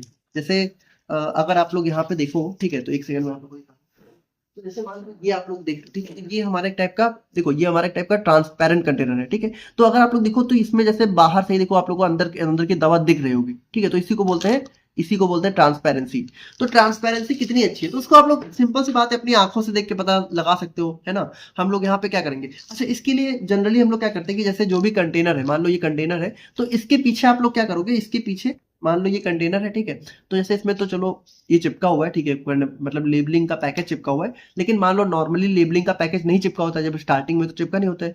तो जब आप लोग उसकी टेस्ट करोगे तो आप लोग करोगे क्या, इस कंटेनर के पीछे आप लोग यहाँ पे मान लो कुछ रख दो, ठीक है, ऐसे, और फिर आप लोग यहाँ पे यहाँ से सामने से देखो कि जो पीछे आपने रखा है वो दिख रहा है कि नहीं दिख रहा है। अगर सामने से देखने पे पीछे वाली चीज दिख गई, इसका मतलब क्या है, इसका मतलब कि जो भी ऑब्जेक्ट है, ठीक है, अगर वो हमें प्रॉपर अच्छे से दिख रहा है, इसका मतलब ट्रांसपेरेंसी बहुत अच्छी है, ठीक है। Observe through the container under proper light, the object should be clearly visible without distortion, ठीक है, डिस्टॉर्शन मतलब कि बिल्कुल भी ऑब्जेक्ट जो है धुंधला सा नहीं दिखना चाहिए, बिल्कुल क्लियर जो है ऑब्जेक्ट दिख जाना चाहिए। तो ये हो जाता है ट्रांसपेरेंसी टेस्ट। और उसके बाद फाइनली बात करें आई इरिटेशन टेस्ट के बारे में, तो देखो आई इरिटेशन टेस्ट का मतलब है कि जब आप लोग यहाँ पे प्लास्टिक के कंटेनर में कोई मान लो ऑप्थेल्मिक प्रिपरेशन रख रहे हो, जैसे मान लो प्लास्टिक का कंटेनर है और कोई ऑप्थेल्मिक मतलब कि कोई ऐसी प्रिपरेशन आपने बनाई है जिसको आंखों में यूज करना है, तो कहीं ऐसा ना हो कि वो जो ऑप्थेल्मिक प्रिपरेशन है, ठीक है, उसमें प्लास्टिक के कुछ पार्टिकल्स रिलीज हो जाए और हमें जो है वो आंखों में चुभन करे या फिर आंखों में इरिटेशन कॉज करे।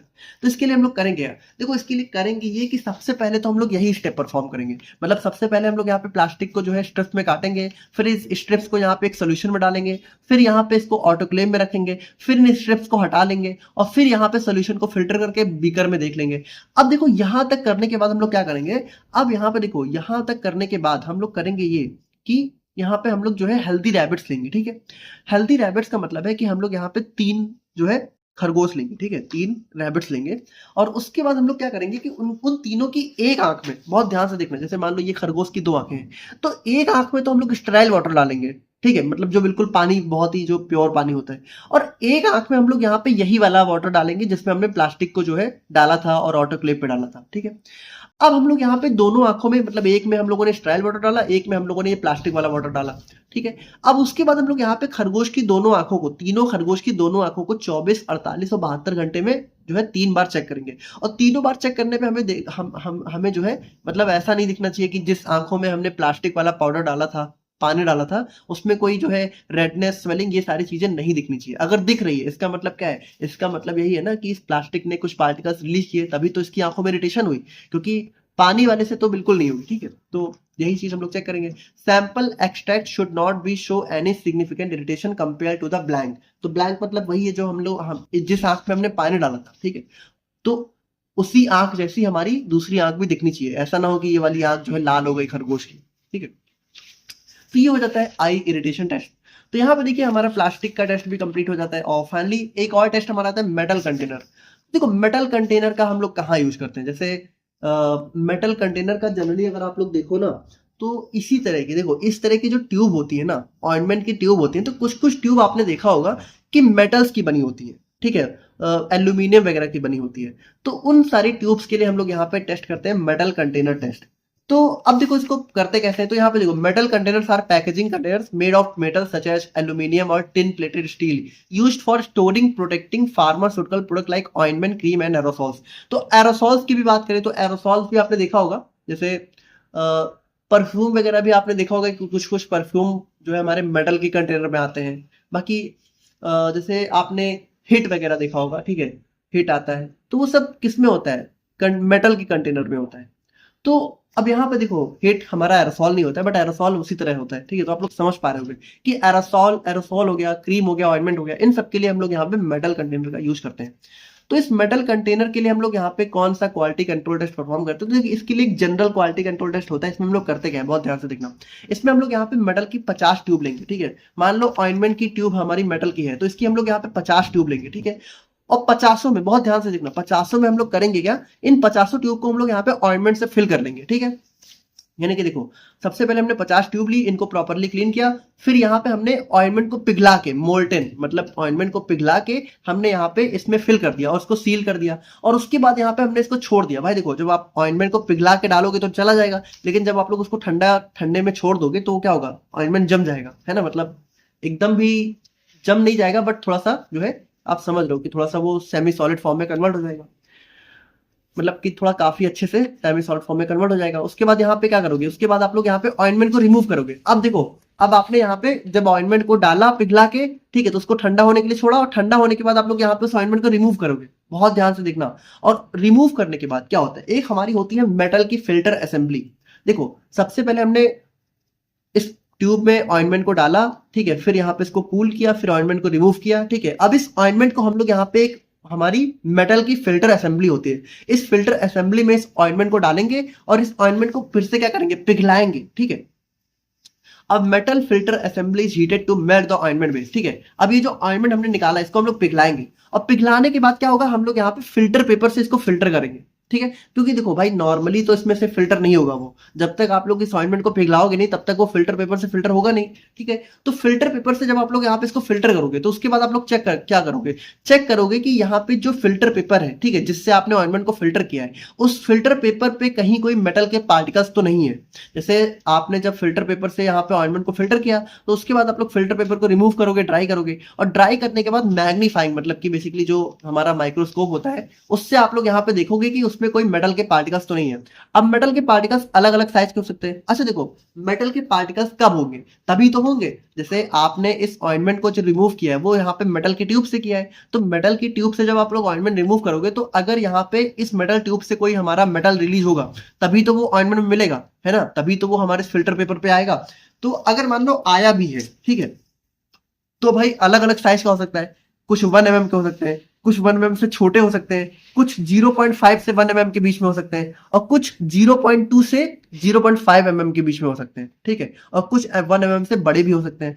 तो अब यहाँ पे देखो, अब यहाँ पे बहुत ध्यान से देखना, ये टेस्ट को थोड़ा सा ध्यान से समझना कि जैसे मान लो ये फिल्टर पेपर है, ठीक है, मान लो ये हमारा फिल्टर पेपर है, ठीक है, ये फिल्टर पेपर है, और इसको आप लोग यहाँ पे माइक्रोस्कोप से देख रहे हो। अब इसमें कुछ मेटल पार्टिकल्स हमारा 1 mm से बड़े भी हो सकते हैं, ठीक है, कुछ हमारे 1 mm से छोटे भी हो सकते हैं।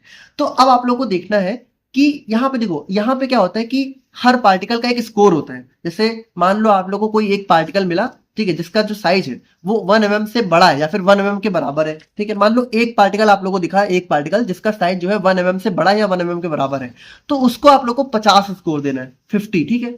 अगर जो पार्टिकल है वो 0.5 mm और 1 mm के बीच में है, तो उसको आप लोग को 10 स्कोर देना है। अगर जो पार्टिकल है वो 0.2 mm से 0.5 mm के बीच में है, तो 2 स्कोर देना है। और अगर 0.2 mm से छोटा कोई पार्टिकल है, ठीक है, तो उसको बिल्कुल आप लोग मान लो कि चलो इतना तो बिल्कुल 0 स्कोर दे दो, ठीक है।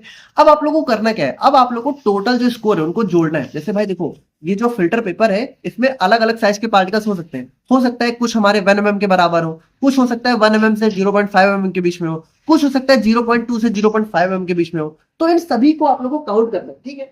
और जितने, जैसे मान लो 1 mm का एक है तो आपने 50 दिया, 0.5 mm से 1 mm के बीच में मान लो 2-3 मिले, तो हर एक पार्टिकल को 10 स्कोर देना है, ठीक है। अब इन सबको जोड़ोगे जब आप लोग, तो अगर जो वैल्यू है वो 100 से कम आ रही है तो आप लोग का टेस्ट पास हो गया, और अगर कहीं वो 150 से ज्यादा आ गई, ठीक है, तो वो फेल हो गया। और अगर वो 100 से 150 के बीच में आ रही है तो आप लोग दोबारा टेस्ट को रिपीट करो, ठीक है। तो समझो ये कहना क्या चाह रहा है, कहना यही चाह रहा है ना कि जैसे मान लो आपने यहाँ पे जब मेटल ट्यूब, ठीक है, मेटल ट्यूब को जब आपने मेटल ट्यूब से ऑइंटमेंट को निकाल के फिल्टर किया, तो इस फिल्टर पेपर पे आप लोग को मेटल के कितने छोटे छोटे पार्टिकल्स मिले। तो देखो, जितना बड़ा पार्टिकल है उतना ज्यादा स्कोर है, ठीक है, और जितना छोटा पार्टिकल उतना कम स्कोर है। तो भाई देखो, बहुत छोटा पार्टिकल है तो उतना वैलिड है, ठीक है, उतना हमारी बॉडी हैंडल कर सकती है। लेकिन अगर बहुत बड़े पार्टिकल मिल गए तो वहां पे वो हमारी बॉडी को हार्म कर सकते हैं। तो देखो, जितना बड़ा पार्टिकल है, अब जैसे मान लो 1 mm के 3 पार्टिकल आप लोग को मिल गए, तो सीधे 150 हो गया, और 150 अगर हो गया तो टेस्ट फेल हो जाएगा। मतलब 150 क्या, मान लो 1 mm के 3 मिल गए, 0.5 का 1-2 मिल गया। समझ पा रहे हो ना, बहुत ही सिंपल है, ठीक है। तो ये हमारा हो जाता है मेटल कंटेनर के लिए क्वालिटी कंट्रोल टेस्ट। और फाइनली देखिए, इसी के साथ हमारा जो क्वालिटी कंट्रोल टेस्ट है कंटेनर्स के लिए वो यहाँ पे कंप्लीट हो जाता है। अब हम लोग यहाँ पे बात करते हैं quality control test for rubber closures के बारे में। तो बात करें हम लोग यहाँ पे क्लोजर्स के बारे में, तो देखिए, क्लोजर मतलब आप सिंपली समझो एक टाइप का ढक्कन, मतलब ऐसा कोई सिस्टम जिसका यूज हम लोग यहाँ पे कंटेनर को सील करने के लिए करते हैं। जैसे क्लोजर की बात करें तो मान लो ये हमारा दिख रहा है, ठीक है, तो ये भी हमारा क्या है, जैसे ये आप लोगों को दिख रहा है, तो ये हमारा एक टाइप का क्लोजर है। क्लोजर मतलब क्लोज करने वाला। अब जैसे क्लोजर हमारे जो है बहुत अलग अलग टाइप के हो सकते हैं, जैसे हमारे रबर क्लोजर आते हैं। तो रबर क्लोजर का यूज मेनली हम लोग कहाँ करते हैं, जो हमारा वायल होता है, वायल, ठीक है, तो वायल में मेनली हम लोग यहाँ पे अपने रबर क्लोजर का यूज करते हैं। वायल मतलब आपने देखा होगा, आप लोग को स्क्रीन पे दिख रहा होगा, जो इंजेक्शन से जिस लिक्विड में, जिसमें हम लोग यहाँ पे लिक्विड फिल करते हैं, उसको हम लोग बोलते हैं वायल, ठीक है। तो इस वायल का जो ढक्कन होता है, इस वायल का जो कवर होता है, वो हमारा क्लोजर और यहाँ पे एक स्टेनलेस स्टील की कवरिंग से मिलकर बना होता है। तो अगर हम लोग यहाँ पे देखें तो देखिए, हमें मेनली इसी रबर क्लोजर के बारे में ही बात करनी है। तो हम लोग देखें तो हमें in our syllabus we only need to study about rubber closure. तो रबर क्लोजर क्या होता है, देखो, rubber closure are flexible sealing device made of natural और सिंथेटिक रबर, ठीक है। तो नेचुरल या फिर सिंथेटिक रबर से मिलकर बने होते हैं, और इनका यूज हम लोग वायर्स और बॉटल्स को क्लोज करने के लिए करते हैं, और ये बहुत ही अच्छी सीलिंग और फ्लेक्सिबिलिटी प्रोवाइड करते हैं। अब हमें चेक करना है कि ये जो रबर क्लोजर है ये कितनी अच्छी क्वालिटी का है, कि मतलब ये बहुत बढ़िया है भी कि नहीं बढ़िया है। तो अब इसके लिए देखिए, हमारे पास कुछ क्वालिटी कंट्रोल टेस्ट होते हैं, ठीक है। जैसे कि एक हमारा होता है रेसिड्यू ऑन इवेपोरेशन, फिर हमारा pH of aqueous extracts, sterility test, fragmentation test, self sealability test और पेनिट्रेबिलिटी टेस्ट। तो इन सभी को एक एक करके हम लोग यहाँ पे देखते हैं। सबसे पहले बात करते हैं अपने रेसिड्यू ऑन इवेपोरेशन के बारे में। अब देखिए, मैं आप लोगों को बताऊं ना, तो मैंने बहुत कोशिश करी कि मुझे जो है एक वायल मिल जाए, लेकिन एक्चुअल में पता नहीं क्या बात है कि वायल मिल ही नहीं रहा है, ठीक है। मतलब थोड़ा सा मैंने सोचा था कि आप लोगों को प्रैक्टिकली मैं सारे टेस्ट दिखाऊं, ठीक है, तो इसके लिए मैंने इंजेक्शन तो मुझे मिल गया, लेकिन वायल मुझे नहीं मिला, क्योंकि वायल पता नहीं क्यों शायद आना बंद हो गया, या फिर सिर्फ शायद डिस्ट्रिक्ट हॉस्पिटल्स वगैरह में ही वायल देखने को मिलता है। एम्पुल्स मुझे मिल रहे थे बट वायल मुझे मिला ही नहीं। तो थोड़ा सा हम लोग देख लेते हैं, ठीक है, बाकी कुछ खास नहीं है। तो देखो, रेसिड्यू ऑन इवेपोरेशन का मतलब है कि इसमें हम लोग यहाँ पे चेक करते हैं कि जो वायल है, ठीक है, तो उस वायल से कहीं कुछ जो है इम्प्योरिटी तो नहीं रिलीज हो रही। बेसिकली वायल किसका बना होता है, रबर का, तो कहीं इस रबर से कोई पार्टिकल रिलीज तो नहीं हो रहा है। तो इसके लिए हम लोग क्या करते हैं, इसके लिए सबसे पहले हम लोग देखो, इस बहुत सिंपल है, इसके लिए हम सबसे पहले हम लोग क्या करेंगे, जो हमारा रबर क्लोजर है, ठीक है, इसको हम लोग 0.2% weight by volume anionic surfactant से 5 मिनट के लिए वॉश करेंगे। देखो, इससे बहुत सिंपली समझना है, ये हमारा क्लोजर है, इसको हमने वॉश किया किससे, 0.2% वेट बाय वॉल्यूम जो है नॉन एनायनिक सरफेक्टेंट से, ठीक है, एनायनिक सरफेक्टेंट से बेसिकली। उसके बाद हमने वॉश करने के बाद इसको क्या हुआ, पानी से धुला, ठीक है, वॉश किया फिर इसको धुला, और धुलने के बाद हमने यहाँ पे जो है 200 ml सॉल्वेंट में हमने यहाँ पे क्या हुआ, इस रबर क्लोजर को डाल दिया, और डालने के बाद हमने क्या किया, डालने के बाद हमने इसको ऑटोक्लेव कर दिया 119 से 123 डिग्री सेल्सियस पर 20 से 30 मिनट के लिए, ठीक है। और इसको हमने जो है एल्यूमिनियम फॉयल से, मतलब ये जो कवर है इसको हमने एल्यूमिनियम फॉयल से कवर कर दिया। अब देखो, अब हम लोग क्या करेंगे, जब हमारे यहाँ पे ये सारी चीजें कर लेंगे तो उसके बाद हम लोग लिक्विड को ठंडा होने के लिए छोड़ देंगे, और जब ठंडा हो जाएगा तो इसको हम लोग यहाँ पे सेपरेट कर लेंगे, ठीक है।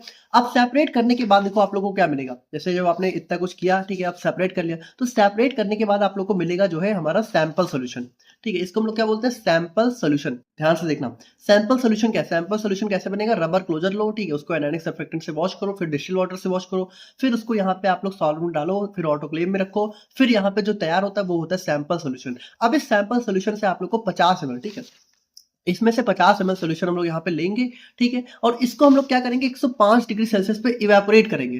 देखो, इवेपोरेट करने का मतलब क्या है कि इस लिक्विड को हम लोग यहाँ पे गैस में कन्वर्ट करके उड़ा देंगे। देखो, अब आप एक बहुत ध्यान से चीज समझना कि ये हमारा वो लिक्विड है जिसमें हमने रबर क्लोजर को डाला था, ठीक है। अब रबर क्लोजर को हमने निकाल लिया, ठीक है, और लिक्विड को अलग कर लिया। अब लिक्विड अलग करने के बाद हमने क्या किया, इसको इवेपोरेट किया। अब इवेपोरेट होने के बाद अगर मान लो इसमें रबर क्लोजर के कुछ भी पार्टिकल्स आए होंगे, तो वो क्या होगा भाई, वो तो इवेपोरेट होंगे नहीं भाई। इवेपोरेट क्या होता है, लिक्विड इवेपोरेट होता है ना, सॉलिड तो इवेपोरेट होता नहीं है। तो वो सॉलिड पार्टिकल्स क्या होगा, वो यहाँ पे इसी 50 ml वाले बीकर में आप लोग को नीचे देखने को मिल जाएंगे, ठीक है। तो यहाँ पे देखो, ये जो बचेंगे ना, इसी को हम लोग बोलते हैं रेसिड्यू। रेसिड्यू मतलब बचा हुआ अवशेष, अवशेष बोलते हैं रेसिड्यू को। बाकी आप ये समझो जो बची हुई चीज होती है। तो हम लोग देखेंगे कि जो रेसिड्यू है वो कितना है। तो अगर मान लो रेसिड्यू है भी, ठीक है, मान लो अगर कुछ रबर पार्टिकल से कुछ रेसिड्यू हमारा आया भी है इसमें, तो वो 4 मिलीग्राम से ज्यादा नहीं होना चाहिए, यानी बहुत ही कम होना चाहिए, ठीक। तो ये हमारा पहला होता है रेसिड्यू ऑन इवेपोरेशन टेस्ट। और दूसरा आता है पीएच ऑफ एक्वस एक्सट्रैक्ट। अब देखो, पीएच ऑफ एक्वस एक्सट्रैक्ट में हम लोग बेसिकली चेक करते हैं कि ये जो हमारा रबर है, ठीक है, कहीं ये जो है कुछ अपनी एसिडिक या बेसिक प्रॉपर्टी तो नहीं रिलीज कर रहा है, मतलब कहीं ये कुछ जो है एसिडिक, कहीं मतलब ये सोल्यूशन के पीएच को तो नहीं चेंज कर रहा है। जैसे भाई इस रबर क्लोजर को जब आप लोग बंद करके रखोगे, तो ये जो सॉल्यूशन होता है इसके अंदर, मतलब जो भी यहाँ पे आप लोग लिक्विड इंजेक्शन फिल करते हो, ठीक है, मतलब इंजेक्शन का जो स्ट्रायल सॉल्यूशन होता है वो यहाँ पे इस रबर क्लोजर के साथ डायरेक्टली कांटेक्ट में होता है ना। तो कहीं ऐसा तो नहीं है कि इस रबर क्लोजर की वजह से उस सॉल्यूशन का पीएच चेंज हो जाए। तो इसके लिए हम लोग क्या करते हैं, इसके लिए हम लोग सबसे पहले देखो, सबसे पहले हम लोग यही सारे स्टेप फॉलो करेंगे, बहुत ध्यान से देखना। First sample solution is prepared same as mentioned in residue और रेसिड्यू ऑफ इवेपोरेशन, मतलब कि हम लोग बिल्कुल यही सारे स्टेप फॉलो करेंगे। हम लोग रबर लेंगे, इसको सरफेक्टेंट से वॉश करेंगे, धुलेंगे, और यहाँ पे सैंपल में डालेंगे, ऑटोक्लेव करेंगे, और फिर यहाँ पे इसको फिल्टर करके अलग कर लेंगे। तो ये हमारा क्या बन गया, सैंपल सोल्यूशन। अब हम लोग क्या करेंगे, अब इस सैंपल सोल्यूशन से हम लोग 20 ml सैंपल को लेंगे और उसमें 0.1 ml बोरोमो मिथाइल ब्लू को ऐड करेंगे। मतलब देखो, इसमें से हमने क्या किया, 20 ml को लिया, 20 ml, ठीक है, और फिर इस 20 ml में हमने क्या ऐड किया, हमारा जो है 0.1 ml, ठीक है, 0.1 ml हमने ऐड किया ब्रोमो मिथाइल ब्लू, ठीक है, ये सॉल्यूशन हमने ऐड किया। अब उसके बाद हम लोग क्या करेंगे, इसको टाइट्रेट कराएंगे, किससे, 0.01 मोलर NaOH से, ठीक है, जब तक यहाँ पे कलर जो है, देखो जब आप लोग यहाँ पे पहले सॉल्यूशन लोगे और ब्रोमो मिथाइल ब्लू डालोगे, ठीक है, तो हमारा जो सॉल्यूशन है, ठीक है, वो येलो कलर का रहेगा। लेकिन जैसे ही हमारी टाइट्रेशन आप लोग कराओगे 0.01 ml NaOH से, तो एंड पॉइंट आने पे जो कलर है वो यहाँ पे येलो से ब्लू हो जाएगा। तो यहाँ पे देखो, येलो से ब्लू होने पे जो NaOH कंज्यूम हुआ, जैसे आपने 20 ml लिया, ठीक है, तो 20 ml के आप लोग टाइट्रेशन कराओगे, ठीक है, तो टाइट्रेशन आप लोग कराओगे तो यहाँ पे जो NaOH यूज हो रहा है, ठीक है, तो NaOH एंड पॉइंट आने तक हमारा 0.3 ml से ज्यादा यूज नहीं होना चाहिए, तब हमारा टेस्ट पास होगा। आई होप कि आप लोग को टाइट्रेशन का बेसिक प्रिंसिपल थोड़ा बहुत मालूम होगा। अब अगर टाइट्रेशन ही भूल गए हो तब तो हो सकता है समझ ही ना आ रहा हो। आता है ना टाइट्रेशन, आई होप आता होगा। स्टेरिलिटी टेस्ट की बात करें तो यहाँ पे देखिए, स्टेरिलिटी टेस्ट में हम लोग बेसिकली चेक करते हैं कि जो भी हमारा यहाँ पे रबर क्लोजर है, ठीक है, उसमें कोई माइक्रो ऑर्गेनिज्म तो नहीं है, मतलब उसमें कोई ऐसा तो नहीं बैक्टीरिया वगैरह लगा हुआ है। तो इसके लिए हम लोग सिंपली कुछ नहीं करते, हम लोग यहाँ पे जो रबर क्लोजर होता है इसको डायरेक्टली अपना कल्चर मीडिया में डाल देते हैं। अब कल्चर मीडिया पता होना चाहिए आप लोग को, माइक्रोबायोलॉजी में बहुत डिटेल में देखा है। कल्चर मीडिया एक ऐसा कल्चर होता है जिसमें बैक्टीरिया बहुत इजिली ग्रो कर जाते हैं। तो इस कल्चर मीडिया में हमने यहाँ पे इस रबर क्लोजर को डाला। अब हमारा सॉलिड भी हो सकता है, लिक्विड भी हो सकता है, ठीक है, तो जिसमें डालना है आप लोग डाल दो। उसके बाद डालने के बाद क्या होगा, डालने के बाद आप लोग यहाँ पे इसको इंक्यूबेट कर दोगे। इंक्यूबेट मतलब ऐसी कंडीशन में रखोगे जहां पे बैक्टीरिया बहुत इजिली ग्रो कर सकता है।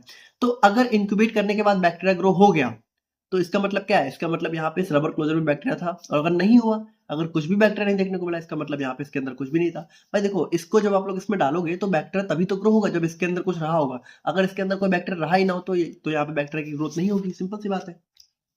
तो मीडिया को हम लोग यहाँ पे इंक्यूबेट कर देते हैं और देखते हैं कि माइक्रोबियल ग्रोथ यहाँ पे हुई है कि नहीं हुई है। तो अगर यहाँ पे बिल्कुल भी टर्बिडिटी नहीं है, टर्बिडिटी का मतलब ये है जैसे मान लो आपने लिक्विड लिक्विड कल्चर मीडिया में डाला, ठीक है, तो टर्बिडिटी मतलब ये धुंधला ना हो जाए। तो ये धुंधला तभी होगा जब इसमें बैक्टीरिया की ग्रोथ होगी, अगर इसमें बैक्टीरिया की ग्रोथ नहीं हुई इसका मतलब ये धुंधला नहीं होगा। तो अगर टर्बिडिटी नहीं है तो इसका मतलब टेस्ट पास हो गया।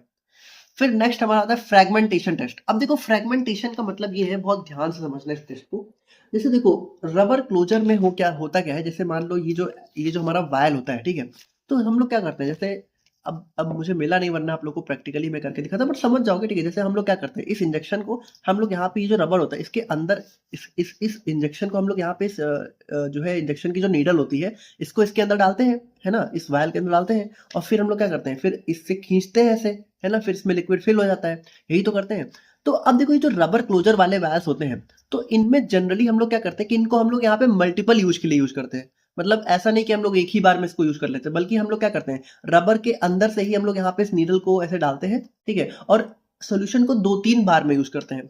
तो जैसे मान लो ये रबर का मान लो वो है, ठीक है, तो जब हम लोग यहाँ पे इस नीडल को बार बार इसके अंदर डाल रहे हैं, जैसे मान लो ऐसे मैंने डाला, ठीक है, फिर ऐसे डाला, फिर ऐसे डाला, फिर ऐसे डाला, ठीक है, तो अब इसमें तो देखो जैसे वो क्या हो रहा होगा, वो जैसे नीडल हम लोग डालेंगे, ठीक है, तो वो यहाँ पे वायल के आर पार, ठीक है, देखो इस तरीके से वायल के अंदर निकलती होगी ना, तभी तो अंदर तक जाती होगी। तो जैसे जब हम लोग मान लो नीडल को डाल रहे हैं इस रबर क्लोजर के अंदर से नीडल को डाल रहे हैं, यहाँ तक पहुंचा रहे हैं, तो कहीं ऐसा तो नहीं हो रहा है कि डालते समय जो रबर है, ठीक है, तो रबर के कुछ पार्टिकल्स भी यहाँ पे, जैसे मान लो मैंने इस नीडल को इस रबर के आर पार ऐसे डाला, तो कहीं ऐसा तो नहीं कि जब नीडल को मैं पार में जैसे नीडल इसके पार जा रही, तो इस नीडल के निकलने से जो है रबर के कुछ पार्टिकल्स भी जो है इस रबर से निकल के और हमारे सोल्यूशन में मिक्स हो जा रहे हैं। बेसिकली फ्रैगमेंटेशन में हम लोग ये चेक करते हैं कि जो रबर क्लोजर के फ्रैगमेंट्स हैं, ठीक है, स्मॉल पार्टिकल्स हैं, कहीं वो तो नहीं रिलीज हो रहे हैं जब हम लोग यहाँ पे नीडल से पियर्स कर रहे हैं। पियर्स मतलब कि मतलब पियर्सिंग आपने सुना होगा ना, कानों की पियर्सिंग में क्या करते हैं, एक वो स्पेस करते हैं ना हम लोग, मतलब समझ रहे होगे पियर्सिंग मतलब, ठीक है, मतलब वही कि नीडल को ऐसे डालना, ठीक है। तो प्रोसीजर की बात करें तो देखिए प्रोसीजर क्या है कि आप लोग सबसे पहले 12 वायल्स लोगे, ठीक है, ध्यान से देखो, इस तरीके के हम लोगों ने 12 वायल्स लिए और इसको 4 ml वाटर से फिल किया, ठीक है, इस 12 वायल्स लिए और सभी को हमने 4 ml वाटर से फिल कर दिया, ठीक है, इस तरीके के 12 वायल्स लिए। अब हम लोग क्या करेंगे, हम लोग यहाँ पे इसको 16 घंटे के लिए रख देंगे। अब हम लोग यहाँ पे हर एक वायल को, ठीक है, जो हमारी हाइपोडर्मिक मतलब इस तरह की नीडल होती है, ठीक है, तो इससे हम लोग यहाँ पे पियर्स करेंगे, ठीक है, each closure inject 1 ml water and remove 1 ml air. अब देखो इस चीज को समझना, इसमें कहना क्या चाह रहा है कि जब आप लोग यहाँ पे देखो, इसको आप लोग यहाँ पे डालोगे इसके अंदर, ठीक है, इस वायल के अंदर, आप लोग करोगे क्या, इसमें 4 ml वाटर डालोगे। देखो इसमें इस इंजेक्शन में आप लोग को 1 ml वाटर फिल करके और इसके अंदर डालना है, ठीक है, और उसके बाद उस 1 ml वाटर को इस वायल के अंदर डाल देना है, ठीक है, मतलब देखो ऐसे 1 ml वाटर आप इसमें से अंदर डाल दोगे। अब देखो जब आपने वाटर अंदर डाला तो फिर क्या होगा, फिर आप लोग सिरिंज को ऐसे ऊपर की तरफ खींचोगे। अब देखो जब सिरिंज आप लोग ऊपर की तरफ खींचोगे तो इस वायल के अंदर जो एयर होगी वो यहाँ पे सिरिंज के अंदर फिल हो जाएगी, ठीक है। तो वही चीज बोली जा रही है कि 1 ml पानी आप लोग डालोगे, ठीक है, जैसे 1 ml पानी आप लोग जब डालोगे तो ऐसे करोगे और जब आप यहाँ पे इसको वैसे खींचोगे वापस, ठीक है, तो यहाँ पे 1 ml एयर रिमूव हो जाएगी। तो देखो ये नॉर्मल ही है, जैसे 1 ml पानी आप लोग डालो, 1 ml जो है एयर रिमूव कर लो और इस प्रोसीजर को 4 बार रिपीट करना है। बेसिकली आप लोग को 4 बार जो है इस तरीके से करना है, 4 बार आप लोग को 1 ml पानी इसके अंदर डालना है और 1 ml एयर रिमूव करनी है। 1 ml पानी 1 ml एयर रिमूव, 1 ml पानी 1 ml एयर रिमूव, 4 बार करना है, तो टोटल 4 ml पानी आ जाएगा, ठीक है।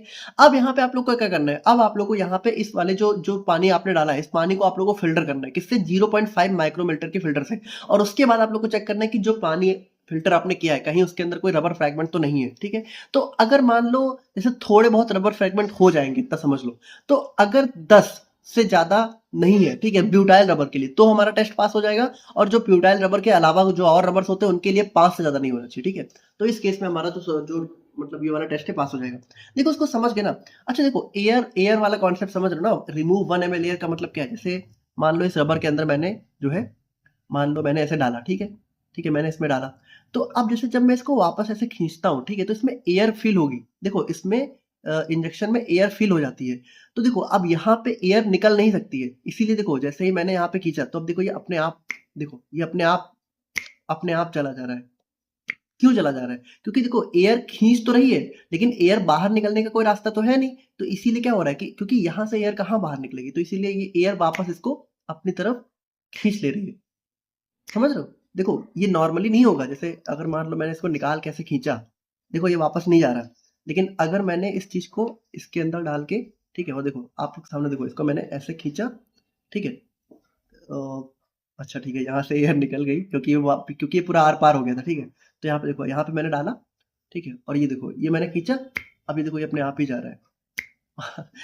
आई नो बहुत ही चाइल्डिश है, बट आप लोग समझ पा रहे होगे, आई होप कि इसका कॉन्सेप्ट क्या है, कि जब आप लोग यहाँ पे इसको ऐसे खींचते हो तो एयर इसके अंदर फिल हो जाती है, ठीक है। तो वही चीज लिखी हुई है। नाउ नेक्स्ट हम लोग यहाँ पे बात करते हैं सेल्फ सीलेबिलिटी टेस्ट के बारे में। तो देखो यहाँ पे बेसिकली हमें ये चेक करना है कि जो रबर है क्या वो खुद से सील हो जा रहा है। देखो यहाँ पे थोड़ा समझना, जैसे ये जो वायर्स होते हैं ये क्या होते हैं, ये मल्टी यूज हमारे बेसिकली कंटेनर्स होते हैं। तो इसमें जैसे मान लो हमने रबर के अंदर से सिरिंज को डाला, ठीक है, और फिर हमने यहाँ पे सिरिंज को निकाल लिया। तो सिरिंज निकालने के बाद ये जो हमारा रबर वायल है, ठीक है, मतलब रबर क्लोजर है, ये ऐसा ना हो कि इसके अंदर कोई मतलब स्पेस हो जाए, वो खुद से सील हो जाना चाहिए। जैसे देखो बहुत सिंपली समझो, जैसे मान लो ये रबर है, ठीक है, तो इस रबर पे मान लो मैंने इस सिरिंज को ऐसे डाला, ठीक है, अब इस सिरिंज को मैंने निकाल लिया। तो अब यहाँ पे देखो निकालने के बाद क्या आप लोग को दिख रहा है कि इसमें कोई भी ऐसा स्पेस, इसमें कोई ऐसा मतलब पोर हो गया, कोई छेद हो गया, ऐसा थोड़ी दिख रहा है। जैसे देखो मान लो मैंने दोबारा डाला, दोबारा निकाल लिया, तो देखो ये सील हो जा रहा है। मतलब रबर की प्रॉपर्टी क्या होती है कि ये वापस दोबारा से बंद हो जाते हैं, है ना। जैसे इसमें से निडल मैंने डाली तो, लेकिन निकालने पे क्या हुआ, ऐसा नहीं हुआ कि इसके अंदर कोई छेद हो गया है फिर कुछ हमें दिख रहा है ऐसा। तो ये होती है सेल्फ सीलेबिलिटी। तो सेल्फ सीलेबिलिटी बहुत अच्छी होनी चाहिए, है ना। यहाँ पे जो क्लोजर है वो ये अपने आप को रिसील कर सके after repeated needle punctures without leakage, ठीक है। मतलब ऐसा ना हो कि उसमें जो है बार बार अगर हम लोग नीडल को डाल रहे हैं, ठीक है, ऐसा ना हो कि बार बार हम लोग डाल रहे हैं अलग अलग जगह से, तो उसमें ऐसा ना हो कि इसमें कोई लीक हो जाए, इसमें कोई पंक्चर हो जाए, है ना। तो वो चीज़ नहीं होनी चाहिए। तो इसके लिए हम लोग क्या करेंगे, सबसे पहले 10 वायल को लेंगे, उसको हम लोग वाटर से फिल करेंगे, ठीक है। मतलब इस तरीके से हमने 10 वायल लिया, हमने सभी के अंदर वाटर फिल किया, ठीक है। फिर हमने यहाँ पे क्लोजर लगा दिया, और क्लोजर लगाने के बाद हम लोग क्या करेंगे, जैसे हमने क्लोजर लगाया, अब यहाँ पे हम लोग जो सिरिंज लेंगे, ठीक है, तो इन 10 वायल को 10 अलग अलग जगह से, ठीक है, मतलब कभी हमने यहाँ, फिर यहाँ, फिर यहाँ, फिर यहाँ, फिर यहाँ, फिर यहाँ, फिर यहाँ, मतलब अलग अलग जगह पे हम लोग यहाँ पे सिरिंज को डालेंगे, ठीक है। और उसके बाद हम लोग क्या करेंगे, उसके बाद हम लोग यहाँ पे जो है, अब हम लोग क्या करेंगे, देखो अब हमने क्या किया, ध्यान समझना, हमने 10 वायल लिए, 10 वायल को हमने सिरिंज से 10 अलग अलग जगह पे ऐसे सिरिंज अंदर डाली, ठीक है, अलग अलग जगह से। अब उसके बाद हम लोग क्या करेंगे, इस वायल्स को जो है एक अपना सोल्यूशन लेंगे, ठीक है, इन 10 वायल्स को एक सोल्यूशन लेंगे, जो कि हमारा बेसिकली किसका सोल्यूशन होगा, हमारा यहाँ पे basically 0.1% weight by volume of methylene blue, ठीक है। मतलब मिथाइलिन ब्लू हमारी डाई होती है, मतलब कैसे, तो ब्लू कलर का हमारा जो है एक सोल्यूशन होगा, सिंपली समझो, ठीक है। अब इस ब्लू कलर के सोल्यूशन में हम लोग क्या करेंगे, इस वायल को उठा के डाल देंगे। अब देखो, अब अगर यहाँ पे इस ये जो हमारा रबर क्लोजर है, अगर इसमें कोई भी स्पेस होगा, तो ये जो मिथाइलिन ब्लू कलर की डाई है वो क्या होगा, वो इस स्पेस से इसके अंदर घुल जाएगी, इसके अंदर चली जाएगी। और जो हमारा सोल्यूशन है, ठीक है, देखो इसके अंदर हमने वाटर फिल किया था, ठीक है, तो अगर ये डाई इसके अंदर चली गई, इसका मतलब क्या है, इसका मतलब ये है कि जब आप लोगों ने निडल इसके अंदर पंचर करी, तो इस पंचर से इसके अंदर पोर हो गया, उसी पोर से हमारा क्या हुआ, ये जो डाई है इसके अंदर घुस गई, ठीक है। और अगर यहाँ पे इसके अंदर नहीं गई, इसका मतलब ये है कि यहाँ पे जो ये रबर है इसने अपने आप को बहुत अच्छे से सील कर लिया दोबारा से, तो कोई डाई इसके अंदर नहीं गई। तो यहाँ पे देखो, जब आप लोग रिमूव करोगे तो अगर कोई डाई गई है, ठीक है, मतलब कोई भी ब्लू कलर अगर हमें अंदर दिखा, तो इसका मतलब टेस्ट फेल हो गया। और अगर नहीं दिखा, नो ब्लू कलर, तो इसका मतलब टेस्ट पास हो गया, यानी जो रबर है उसने अपने आप को वापस से अच्छे से सील कर लिया। और नेक्स्ट हमारे इसके अंदर आता है पेनिट्रेबिलिटी टेस्ट। तो देखो पेनिट्रेबिलिटी टेस्ट का मतलब है कि कितनी अच्छे से, मतलब कितनी आसानी से जो नीडल है वो रबर के अंदर चली जा रही है। मतलब ऐसा तो नहीं है कि हमने नीडल को रबर के अंदर डालने में बहुत ज्यादा दम लगाना पड़ रहा है, क्योंकि भाई देखो नीडल भी तो पतली सी होती है, अगर बहुत ज्यादा दम लगाना पड़ेगा तो हो सकता है नीडल टूट जाए, है ना। तो यहाँ पे देखिए ये भी हमारा टेस्ट होता है कि कितना फोर्स रिक्वायर्ड होता है हमारी नीडल को पेनिट्रेट करने के लिए, क्लोजर को बेसिकली पियर्स करने के लिए, पेनिट्रेट करने के लिए। पेनिट्रेट मतलब कि भेदना, है ना, आर पार जाने के लिए। यानी इस रबर क्लोजर से मान लो हमें नीडल को आर पार निकालना है ऐसे, तो कितना दम हमें लगाना पड़ रहा है। ज्यादा अगर फोर्स लग रहा है इसका मतलब कि फिर वो नीडल टूट सकती है। तो इसके लिए हम लोग क्या करते हैं, एक हमारा पियर्सिंग मशीन होती है, मतलब एक ऐसे समझ लो रबर क्लोजर हमने रख दिया, और एक पियर्सिंग मशीन होती है जिसमें ऊपर ऐसे हाइपोडर्मिक नीडल लगी होती है। अब उस पियर्सिंग मशीन से क्या होता है कि हम लोग जो है बार बार उस नीडल को ऐसे डालते हैं, ठीक है, और डालते समय वो फोर्स अपने आप रिकॉर्ड कर लेती है, ठीक है। तो वो यहाँ पे देखती है कि कितना फोर्स यहाँ पे रिकॉर्ड कर रहा है, तो force should be with in. अब यहाँ पे एक हमारे पास स्टैंडर्ड लिमिट होती है, तो उसी स्टैंडर्ड लिमिट के बराबर ही फोर्स हमारा लगना चाहिए, otherwise needle can get damage, ठीक है, वरना नीडल हमारी डैमेज हो सकती है। तो देखिए ये हमारे हो जाते हैं quality control test for rubber closures. और फाइनली हम लोग यहाँ पे बात करें सेकेंडरी पैकेजिंग मटेरियल्स के बारे में। अब देखो सेकेंडरी पैकेजिंग की बात करें तो सिंपल सी बात है कि जब हमारी जो प्राइमरी पैकेजिंग होती है, इसको जिस डिब्बे में हम लोग रखते हैं वो हमारी हो जाती है सेकेंडरी पैकेजिंग। जैसे कि लिए हमारा यहाँ पे ये सनस्क्रीन का डिब्बा है, ये हमारा हो गया सेकेंडरी पैकेज, ठीक है। तो इसके लिए भी हम लोग यहाँ पे basically quality control test perform करते हैं। अब अगर हम लोग यहाँ पे देखें तो इसका फंक्शन क्या होता है कि हमारा एडिशनल प्रोडक्शन प्रोवाइड करता है, ठीक है? और यहाँ पे ग्रुपिंग या हैंडलिंग ऑफ प्रोडक्ट में हेल्प करता है। जैसे देखो जैसे मान लो सिरप है, तो सिरप तो हमारी सिंगल ही होती है बॉक्स के अंदर, लेकिन अगर आप लोग को बताओ जैसे मान लो टैबलेट के 3-4 पत्ते हैं, तो 3-4 पत्तों को हम लोग यहाँ पे एक डिब्बे में रख देते हैं, ठीक है? तो ग्रुपिंग करने में हेल्प करता है। लेबलिंग और इन्फॉर्मेशन भी प्रोवाइड करता है, जैसे यहाँ पे देखो अब इस बॉक्स में भी बहुत सारे हमारी जो है इन्फॉर्मेशन रहती है, ठीक है? उसके बाद ट्रांसपोर्टेशन और स्टोरेज में भी हमारा यहाँ पे हेल्प करता है। अब मटेरियल्स की बात करें तो जनरली जो सेकेंडरी पैकेजिंग मटेरियल है वो पेपर बोर्ड्स, कार्टन और कॉरुगेटेड फाइबर बोर्ड, ठीक है? तो ये सारे हमारे मटेरियल यहाँ पे यूज होते हैं। तो अब हम लोग यहाँ पे इनका क्वालिटी कंट्रोल टेस्ट देखते हैं। तो इसके लिए हमारे लगभग यहाँ पे 10 टेस्ट आ जाते हैं। बहुत ही सिंपल सिंपल है, कुछ खास नहीं है। सबसे पहले आता है ग्रामेज। तो देखो ग्रामेज का सिंपल सा मतलब होता है कि पर यूनिट एरिया का वेट कितना है। जैसे मान लो ये हमारा मटेरियल है, ठीक है? तो इसके पर यूनिट एरिया का कितना वेट है वो हो जाता है ग्रामेज, ठीक है? तो अब देखो जितना ज्यादा वेट होगा उतना ज्यादा हमारा कह सकते हो हाई जीएसएम होगा, उतना ज्यादा स्ट्रॉन्ग पेपर होगा, और जितना कम वेट होगा उतना लो जीएसएम होगा, उतना वीक पेपर होगा, ठीक है? तो ये हमारे स्ट्रेंथ और क्वालिटी को जो है रिप्रेजेंट करता है। और यहाँ पे इसको हम लोग यहाँ क्या होता है कि वेट करके जो है पता कर लेते हैं, ठीक है? थिकनेस, थिकनेस का सिंपल सा मतलब है कि जैसे मान लो ये पेपर है, ठीक है? ये मान लो हमारा मटेरियल, तो इसकी थिकनेस कितनी है, मतलब इसके इस वाले पोर्शन की थिकनेस कितनी है। तो थिकनेस जितनी ज्यादा होगी उतना ज्यादा टफ पेपर होगा, उतना ज्यादा कह सकते हो उसकी स्ट्रेंथ अच्छी होगी, है ना? Uniform thickness ensures good packaging. और यहाँ पे देखो थिकनेस हर जगह बराबर होनी चाहिए, मतलब ऐसा नहीं कि यहाँ थिकनेस ज्यादा है फिर यहाँ पे कम हो गई। और इसको हम लोग यहाँ पे एक माइक्रोमीटर स्क्रू गाज की हेल्प से जो है मेजर करते हैं। उसके बाद नेक्स्ट हमारा आता है मॉइस्चर कंटेंट। अब आप लोग को पता है कि जैसे अगर आप लोग यहाँ पे ओपन में रखोगे, ठीक है? तो जैसे हमारे आसपास मॉइस्चर तो होता ही है। तो ये जो बॉक्स होते हैं जो हमारे बेसिकली जो हमारे सेकेंडरी पैकेजिंग मटेरियल होते हैं, तो ये हमारे कुछ मॉइस्चर को भी एब्जॉर्ब कर लेते हैं। तो अब देखो थोड़ा बहुत मॉइस्चर होना भी जरूरी है, ठीक है? जैसे थोड़ा बहुत मॉइस्चर होगा तो ये थोड़ा सा फ्लेक्सिबल रहेगा, लेकिन मॉइस्चर कंटेंट बहुत ज्यादा नहीं होना चाहिए। तो यहाँ पे देखिए जब हम लोग मॉइस्चर को मेजर करते हैं तो यहाँ पे देखिए बहुत ज्यादा हाई मॉइस्चर है तो पेपर यहाँ पे क्या हो सकता है, पेपर यहाँ पे वीक हो सकता है। भाई बहुत ज्यादा मॉइस्चर होने का मतलब क्या है कि पेपर गीला हो गया, और गीला होने का मतलब क्या है, वो डैमेज हो जाएगा। लेकिन बहुत लो मॉइस्चर भी बहुत अच्छा नहीं होता है, क्यों? क्योंकि देखो बहुत लो मॉइस्चर का मतलब है कि फिर वो बहुत ही कड़ा रहेगा। अच्छा देखो बहुत ही कड़ा रहेगा तो यहाँ पे क्या होगा कि जैसे पेपर को हमें कई जगह से मोड़ना पड़ता है, जैसे ये यहाँ पे मुड़ा हुआ है, ठीक है? यहाँ से मुड़ा हुआ है। तो बहुत अगर हमारा मॉइस्चर बिल्कुल भी नहीं होगा ना, तो ये मोड़ने में भी थोड़ी फ्लेक्सिबिलिटी में प्रॉब्लम आएगी। तो थोड़ा मतलब बहुत लिटिल अमाउंट में मॉइस्चर होना भी जरूरी है। और इसको हम लोग यहाँ पे ड्राइंग और वेइंग डिफरेंस से मेजर करते हैं। देखो ड्राइंग और वेइंग का मतलब क्या है कि यहाँ पे जैसे मान लीजिए ये हमारा बॉक्स है, ठीक है? तो इसको सबसे पहले क्या करो, इसको सबसे पहले यहाँ पे नॉर्मली वेट कर लो, ठीक है? मतलब यहाँ पे कुछ भी इसको ना करो, डायरेक्टली इसका वेट कर लो। मान लो इसका वेट करने पे आया 10 ग्राम, ठीक है? अब आप लोग क्या करो, अब आप लोग यहाँ पे इसको एकदम ड्राई कर लो, मतलब इसको एकदम सुखा दो, ठीक है? धूप वूप में। और सुखाने के बाद आप लोग यहाँ पे दोबारा से इसका वेट मेजर करो। अब मान लो यहाँ पे वेट आया 8 ग्राम। तो इसका मतलब क्या है, इसका मतलब ये है कि यहाँ पे 2 ग्राम जो है, 2 ग्राम किसका वेट था, वाटर का वेट था, ठीक है? तो इस तरीके से वेट पता चल जाएगा। तो ये वेट डिफरेंस जितना ज्यादा होगा इसका मतलब उतना ज्यादा मॉइस्चर है। फोल्डिंग इंड्योरेंस, देखो फोल्डिंग इंड्योरेंस का मतलब यही है कि हमारा जो पेपर है वो कितनी बार फोल्ड हो सकता है, ठीक है?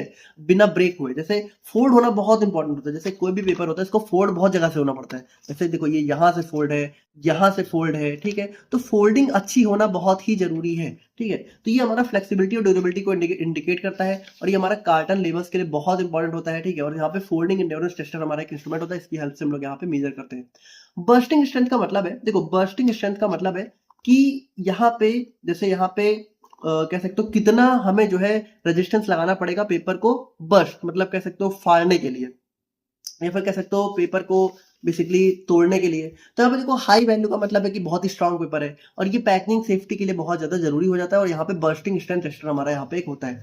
बर्स्टिंग मतलब वही चीज है कि कितनी आसानी से पेपर जो है कह सकते हो पेपर के चीथड़े उड़ सकते हैं, ऐसे समझ लो। वाटर एब्जॉर्प्शन टेस्ट, तो वाटर एब्जॉर्प्शन का मतलब है कि जो हमारा वही चीज है कि यहाँ पे जो पेपर है वो कितना ज्यादा मॉइस्चर को एब्जॉर्ब कर रहा है, कितना ज्यादा वाटर को एब्जॉर्ब कर रहा है। तो अगर बहुत ज्यादा एब्जॉर्ब कर रहा है तो वहां पे स्ट्रेंथ बहुत ही रिड्यूस हो जाएगी, ठीक है? और अगर बहुत लो एब्जॉर्प्शन है तो इसका मतलब बहुत अच्छा प्रोडक्शन देगा, ठीक है? तो वाटर एब्जॉर्प्शन बहुत ही लो होना चाहिए। तो यहाँ पे भी हम लोग क्या करेंगे, हम लोग इसको वाटर में एक्सपोज करेंगे, ठीक है? वाटर एक्सपोजर का मतलब है कि आप लोग इसको ऐसी जगह डालोगे जहाँ पे वाटर वगैरह थोड़ा रहता हो, और फिर वहां पे आप लोग जो है डालने के बाद आप लोग सबसे पहले जो है एक्सपोज होने के तुरंत बाद वेट कर लो, फिर सुखाने के बाद वेट कर लो, ठीक है? और फिर देखो कि कितना डिफरेंस आ रहा है। और नेक्स्ट हमारा आता है टीयर रजिस्ट्रेशन। तो टीयर का मतलब देखो, टीयर मतलब होता है कि किसी चीज को फाड़ना, ठीक है, किसी चीज को तोड़ना। तो जैसे मान लो अब ये पेपर है, ठीक है, मान लो अब अगर इस पेपर को पकड़ के मैं ऐसे खींचूं, ठीक है, तो ये कितनी कितनी कितनी मतलब कितना ज्यादा प्रेशर लगाने पे खींच के टूट जाएगा।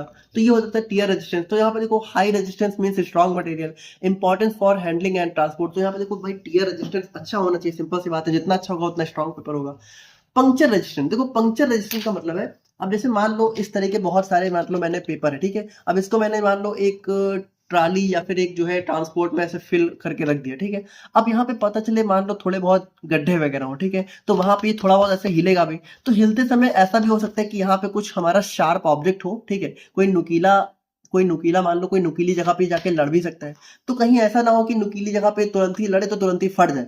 मतलब पंक्चर रेजिस्टेंस का मतलब है कि किसी नुकीली जगह लड़ने पे कहीं हमारा जो पेपर है वो डैमेज तो नहीं हो जा रहा है, कहीं हमारा जो सेकेंडरी पैकेजिंग है वो डैमेज तो नहीं हो रहा है। अब देखो यहाँ पे पंक्चर रेजिस्टेंस टेस्ट में भी जितनी ज्यादा वैल्यू आएगी उतना ज्यादा हमारा बेटर रहेगा। जैसे सिंपल सी बात है, मान लो ये हमारी नीडल है, ठीक है, तो अब इस नीडल को अगर इस पेपर के अंदर डालना है तो कितना स्ट्रेंथ लगाना पड़ रहा है इस पेपर के अंदर, इस नीडल को हमें डालने में, ठीक है। तो वो सारी चीजें हमारी पंक्चर रेजिस्टेंस टेस्ट में आ जाती है। तो यहाँ पे हमारा बेसिकली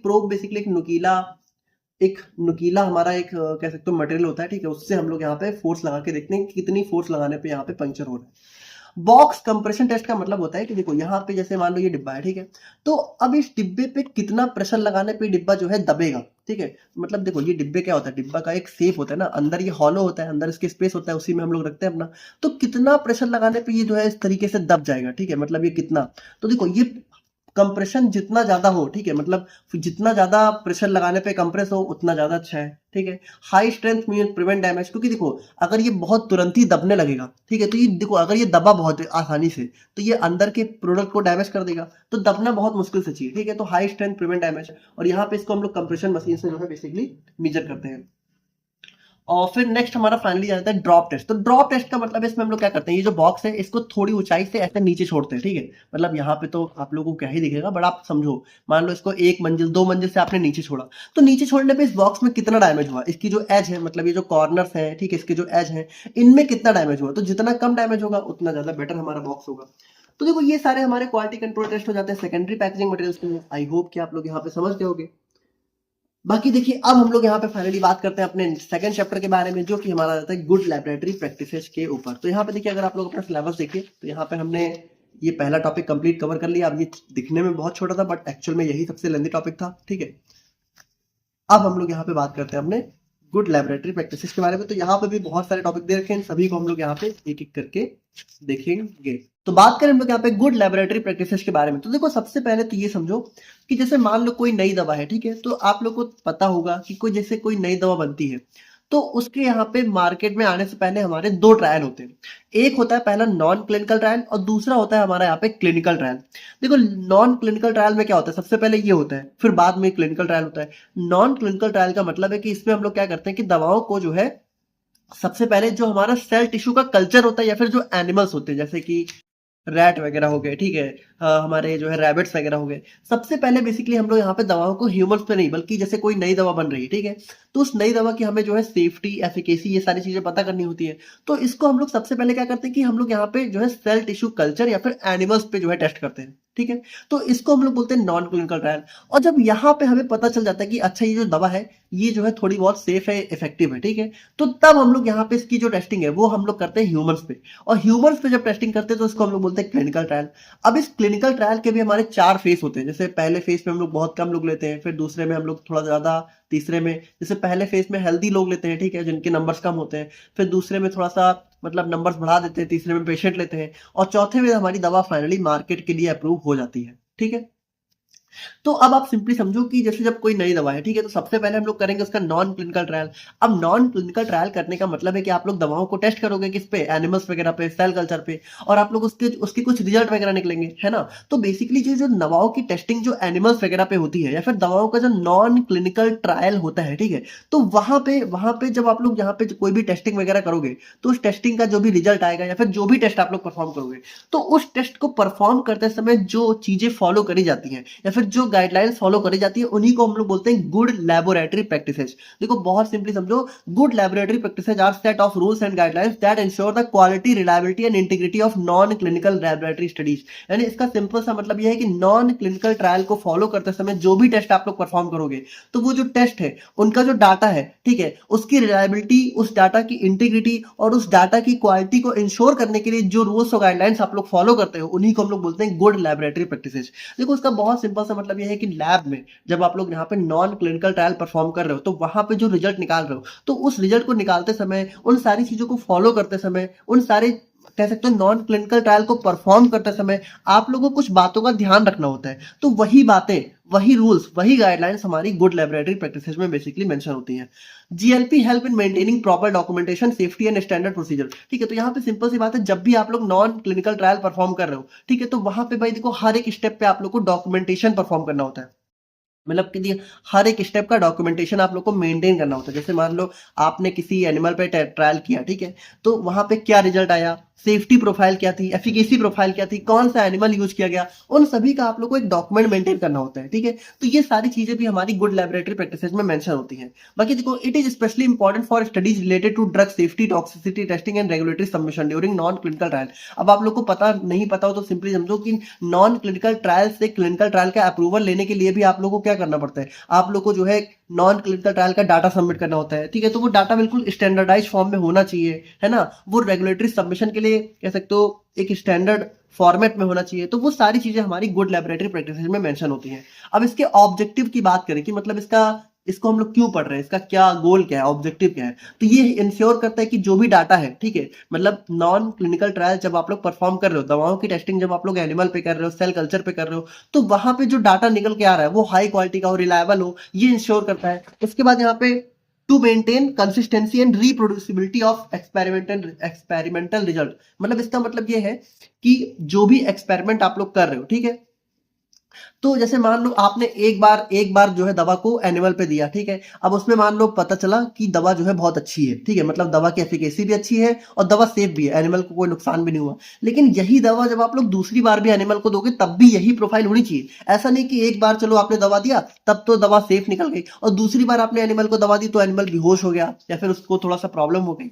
तो मतलब दवा की जो रिजल्ट है, जो भी रिजल्ट आ रहा है, ठीक है, वो रिप्रोड्यूसिबल होना चाहिए, मतलब बार बार सेम रिजल्ट आना चाहिए और रिजल्ट कंसिस्टेंटली आना चाहिए। तो ये सारी चीजें हमारी जीएलपी इंश्योर करता है। देखो जब आप लोग यहाँ पे देखो गुड लैबोरेटरी प्रैक्टिसेस का मतलब क्या है कि लैब में जब आप लोग कोई भी टेस्ट परफॉर्म करो तो अच्छे से करो, है ना, मतलब सारी बातों का ध्यान रखते हुए करो। जब आप लोग सारी अच्छी बातों का ध्यान रखते हुए करोगे तो एक्सपेरिमेंट के रिजल्ट भी अच्छे आएंगे।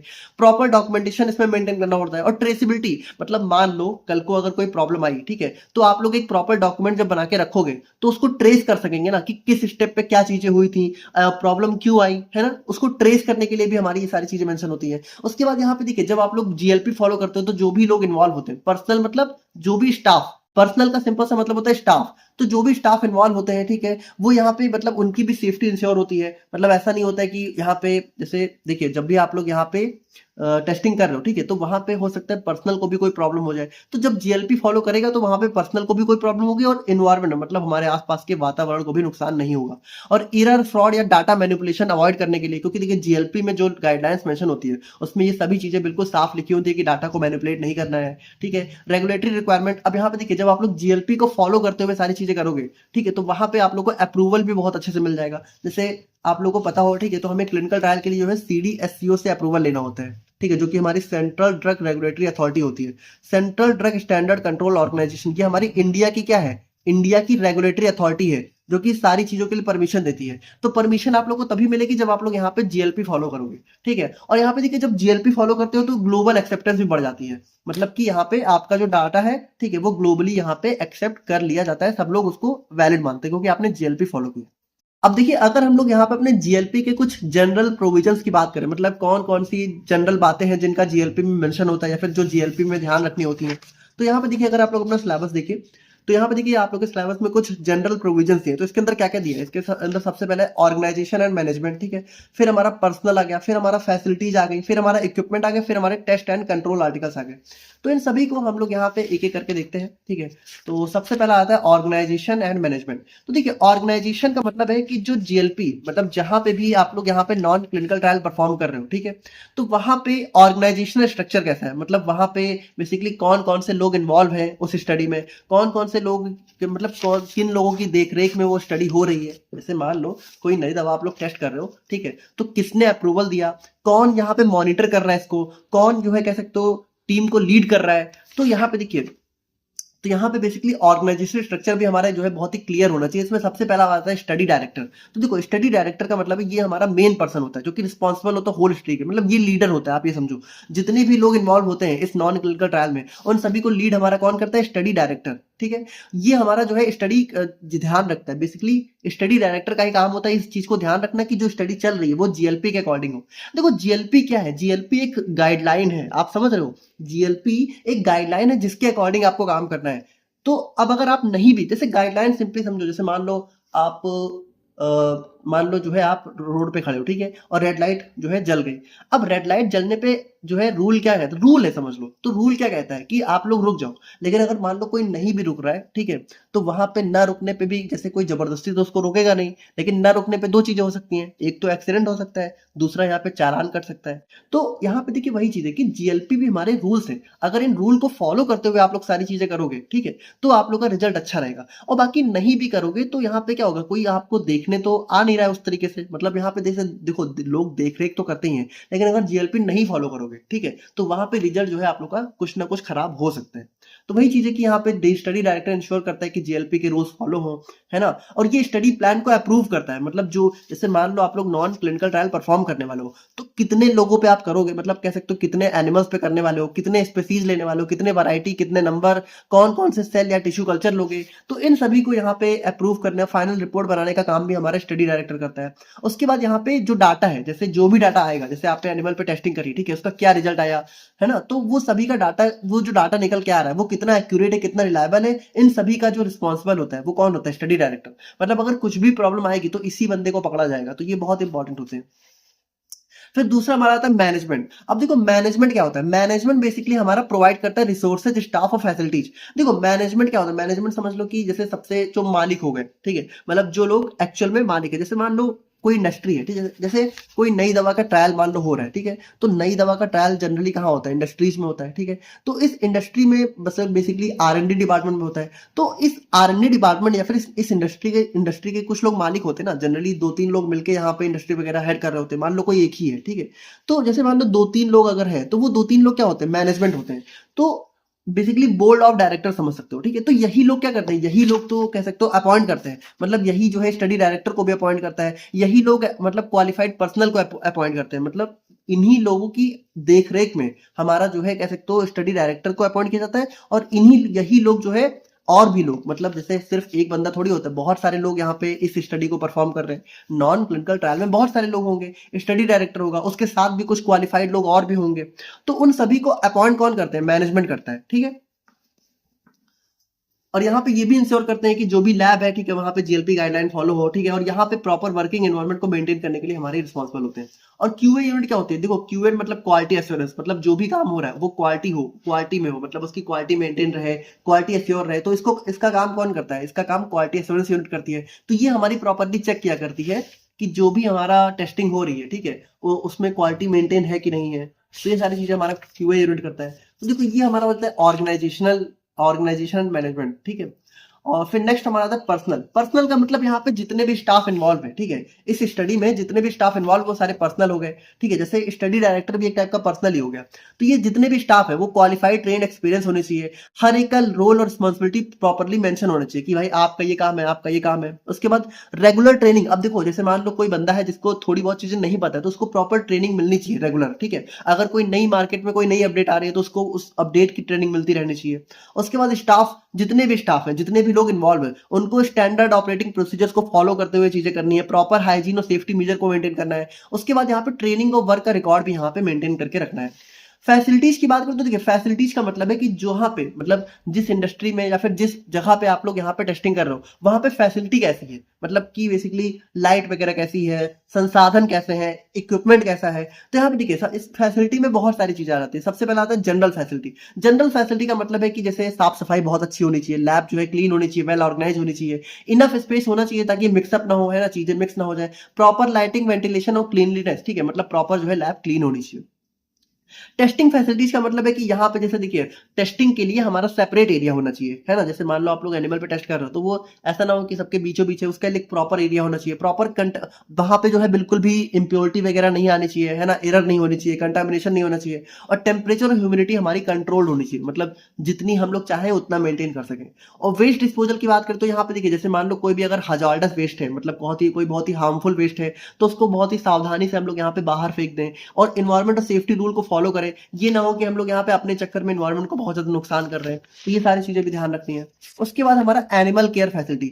अब भाई देखो जिन भी एनिमल्स पे आप लोग यहाँ पे ये टेस्टिंग परफॉर्म करने वाले हो, ठीक है, तो उन एनिमल्स का हमें बहुत अच्छे से ध्यान रखना है। ये नहीं कि आपने पकड़ लिया अब उनके साथ जो जाती कर रहे हो, ठीक है।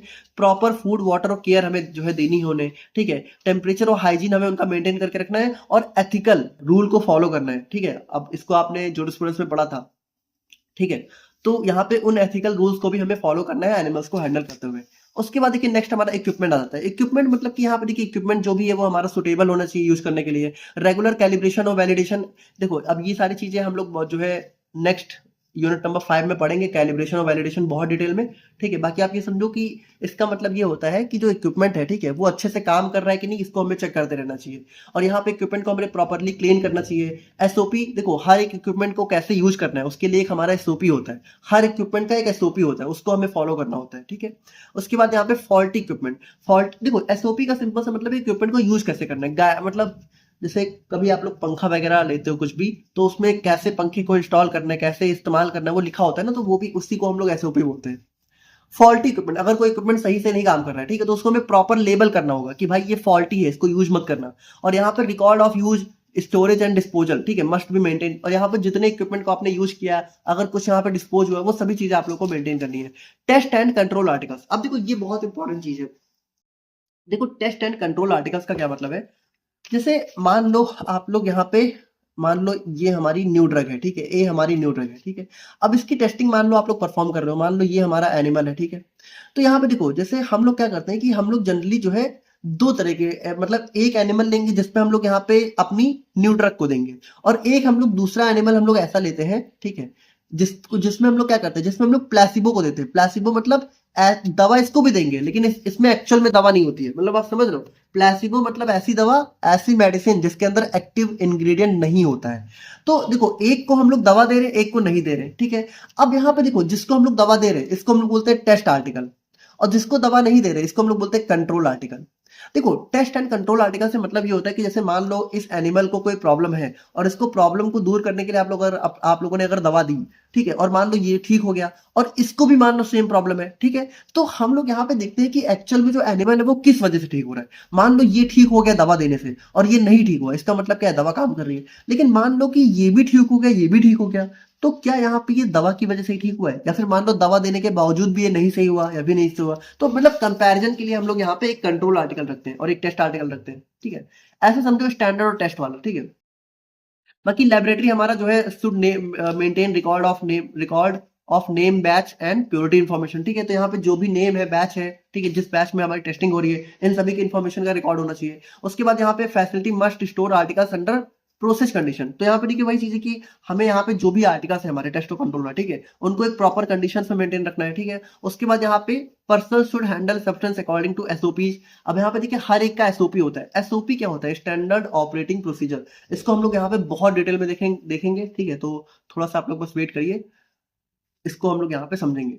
Staff should check stability and uniformity of articles, ठीक है। तो हमें यहाँ पे ये भी चेक करना है कि जो भी आर्टिकल्स है, ठीक है, वो स्टेबल है, यूनिफॉर्म रहे, और record of usages, storage and disposal must be maintain, ठीक है। तो यहाँ पे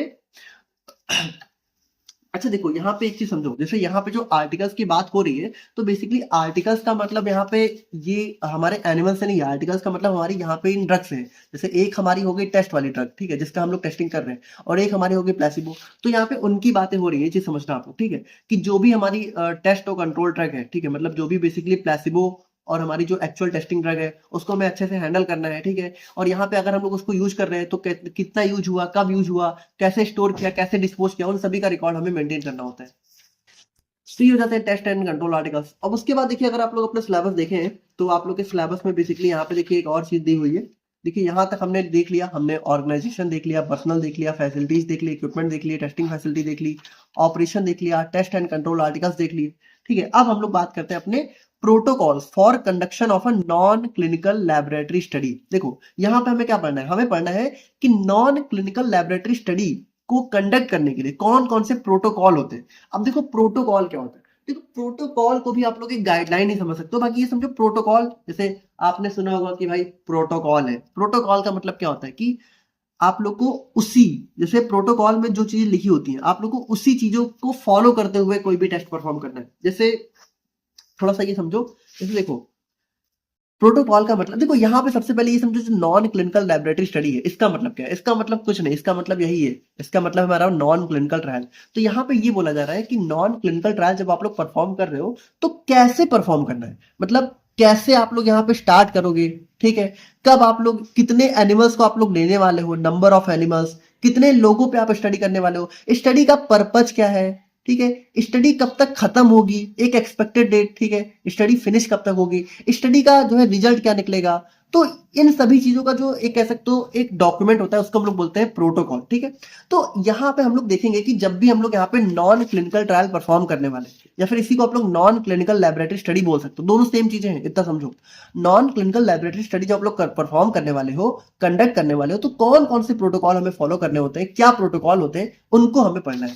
तो यहाँ पर देखो, सबसे पहले नॉन क्लिनिकल लैबोरेटरी स्टडी की बात करें, तो इसका मतलब क्या होता है, नॉन क्लिनिकल लैबोरेटरी स्टडी या laboratory experiment in which scientist evaluates the safety and effectiveness of new drug substance by testing it on animals cell और tissue before using it on animals. तो यहाँ पे देखिए वही चीज है कि इसमें हम लोग क्या करते हैं, इसमें हम लोग यहाँ पे मतलब यूजिंग इट ऑन ह्यूमंस होगा, ठीक है, ऑन ह्यूमंस होगा यहाँ पे, मतलब कि ह्यूमंस पे यूज करने से पहले हम लोग यहाँ पे क्या करते हैं, दवाओं को एनिमल सेल या फिर टिश्यू कल्चर पे टेस्ट करते हैं, ताकि हम लोग पता लगा सके कि जो दवा है वो कितनी सेफ और इफेक्टिव है। क्योंकि ह्यूमंस पे डायरेक्टली हम लोग नहीं यूज कर सकते, क्योंकि ह्यूमन की लाइफ की काफी ज्यादा वैल्यू है इस दुनिया में, ठीक है, एनिमल्स की बिल्कुल भी नहीं है। तो इसीलिए हम लोग सबसे पहले एनिमल पे ही जो है टेस्टिंग वगैरह कर लेते हैं, ताकि ताकि अगर यहाँ पे सेफ्टी हमें पता चल जाए कि तब हम लोग यहाँ पे ह्यूमंस पे यूज करेंगे। और बाकी इसको हम लोग यहाँ पे क्लिनिकल ट्रायल से पहले करते हैं, और इसी को हम लोग यहाँ पे नॉन क्लिनिकल ट्रायल के नाम से भी जानते हैं। अब अगर हम लोग यहाँ पे बात करें protocols for non clinical studies के बारे में, तो देखिए प्रोटोकॉल का मतलब क्या है, सबसे पहले ये समझो, a protocol is a written and approved plan that describe how we will conduct a non clinical laboratory study. देखो सबसे पहले तो ये समझो, जीएलपी और प्रोटोकॉल में डिफरेंस समझो। देखो जीएलपी क्या है, जीएलपी बेसिकली हमारी कह सकते हो एक कह सकते हो एक गाइडलाइन है, ठीक है, जीएलपी एक गाइडलाइन है जो कि बताती है कि आप लोगों को काम कह सकते हो काम करते समय कौन कौन सी बातों का ध्यान रखना चाहिए। बहुत ध्यान से समझो, जीएलपी बताती है कि नॉन क्लिनिकल ट्रायल परफॉर्म करते समय आप लोग को कौन कौन सी बातों का ध्यान रखना चाहिए, और प्रोटोकॉल बताता है कि आप लोग को करना कैसे है। समझ रहे हो, क्या क्या करना है, क्या क्या करना है, कैसे करना है, वो बताता है प्रोटोकॉल, ठीक है, इतना समझ गए। अब देखिए कंटेंट ऑफ प्रोटोकॉल की बात करें, तो यहाँ पे हमारा जो है बेसिकली ये सारी चीजें हमें प्रोटोकॉल के अंदर देखने को मिलती हैं। आइडेंटिफिकेशन होता है, टाइटल होता है, पर्पज होता है, नेम होता है, एड्रेस होता है, नेम ऑफ स्टडी डायरेक्टर होता है। तो देखते हैं एक एक करके। सबसे पहला आता है आइडेंटिफिकेशन। आइडेंटिफिकेशन का मतलब है कि यहाँ पे जो भी स्टडी आप लोग परफॉर्म करने वाले हो, जैसे भाई ऐसा तो है नहीं कि एक ही ड्रग की टेस्टिंग होती है, बहुत सारे ड्रग की टेस्टिंग यहाँ पे कंटिन्यूअसली चलती रहती है। तो जिस ड्रग की आप लोग टेस्टिंग कर रहे हो, ठीक है, और जो बैच यहाँ पे टेस्टिंग कर रहा है, उसको हम लोग यहाँ पे एक यूनिक प्रोटोकॉल नंबर देते हैं, एक कोड देते हैं, ठीक है।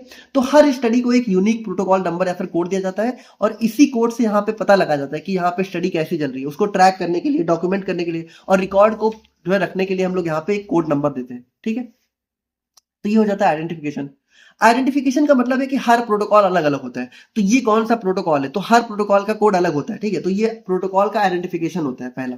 फिर आता है टाइटल एंड पर्पस। देखो टाइटल में बेसिकली बताया जाता है कि जो स्टडी है वो किस बारे में, जैसे कि मान लो ड्रग एक्स है, ठीक है, मान लो एक्स कोई नई दवा है, तो हम लोग यहाँ पे इसकी एक्यूट टॉक्सिसिटी, हम लोग यहाँ पे देख रहे हैं कि जो दवा है, ठीक है, वो मतलब कि कम टाइम में बहुत ही जल्दी कौन कौन सी टॉक्सिसिटी कॉज कर सकती है, तो उसकी स्टडी मान लो हम लोग कर रहे हैं, तो ये हमारा टाइटल हो गया। ठीक है, और पर्पस का मतलब क्यों कर रहे हैं। ठीक है, तो जैसे एग्जांपल के लिए टू एवेलुएट सेफ्टी और टॉक्सिक इफेक्ट ऑफ ड्रग, तो पर्पस क्या हो गया कि हम लोग यहाँ पे चेक कर रहे हैं कि जो दवा है, ठीक है, उसके सेफ्टी और टॉक्सिक इफेक्ट क्या क्या हो सकते हैं, या फिर दवा की सेफ्टी कितनी है, दवा के टॉक्सिक इफेक्ट क्या क्या हो सकते हैं। नेम एंड एड्रेस की बात करो तो यहाँ पे देखिए, यहाँ पे स्पॉन्सर का जो नेम और एड्रेस होता है और जो टेस्ट साइट होती है, मतलब जहां पे टेस्ट हो रहा है, वो हमारा मेंशन होता है अकाउंटेबिलिटी और ट्रेसिबिलिटी के लिए। मतलब कल को मान लो कोई प्रॉब्लम हो गई, ठीक है, तो कोई जिम्मेदारी लेने वाला तो होना चाहिए ना, तो यहाँ पे इसीलिए जो भी स्पॉन्सर का मतलब होता है जो भी ऑर्गेनाइजेशन होता है जो कि स्टडी को फंड कर रही होती है। जैसे मान लो मान लो जैसे आपको पता है आज के दिन में बहुत सारी इंडस्ट्री, मान लो अबॉट है, ठीक है, सिप्ला है। मान लो सिप्ला के अंदर कोई स्टडी चल रही है, इस सिप्ला के अंदर कोई नई दवा की टेस्टिंग चल रही, तो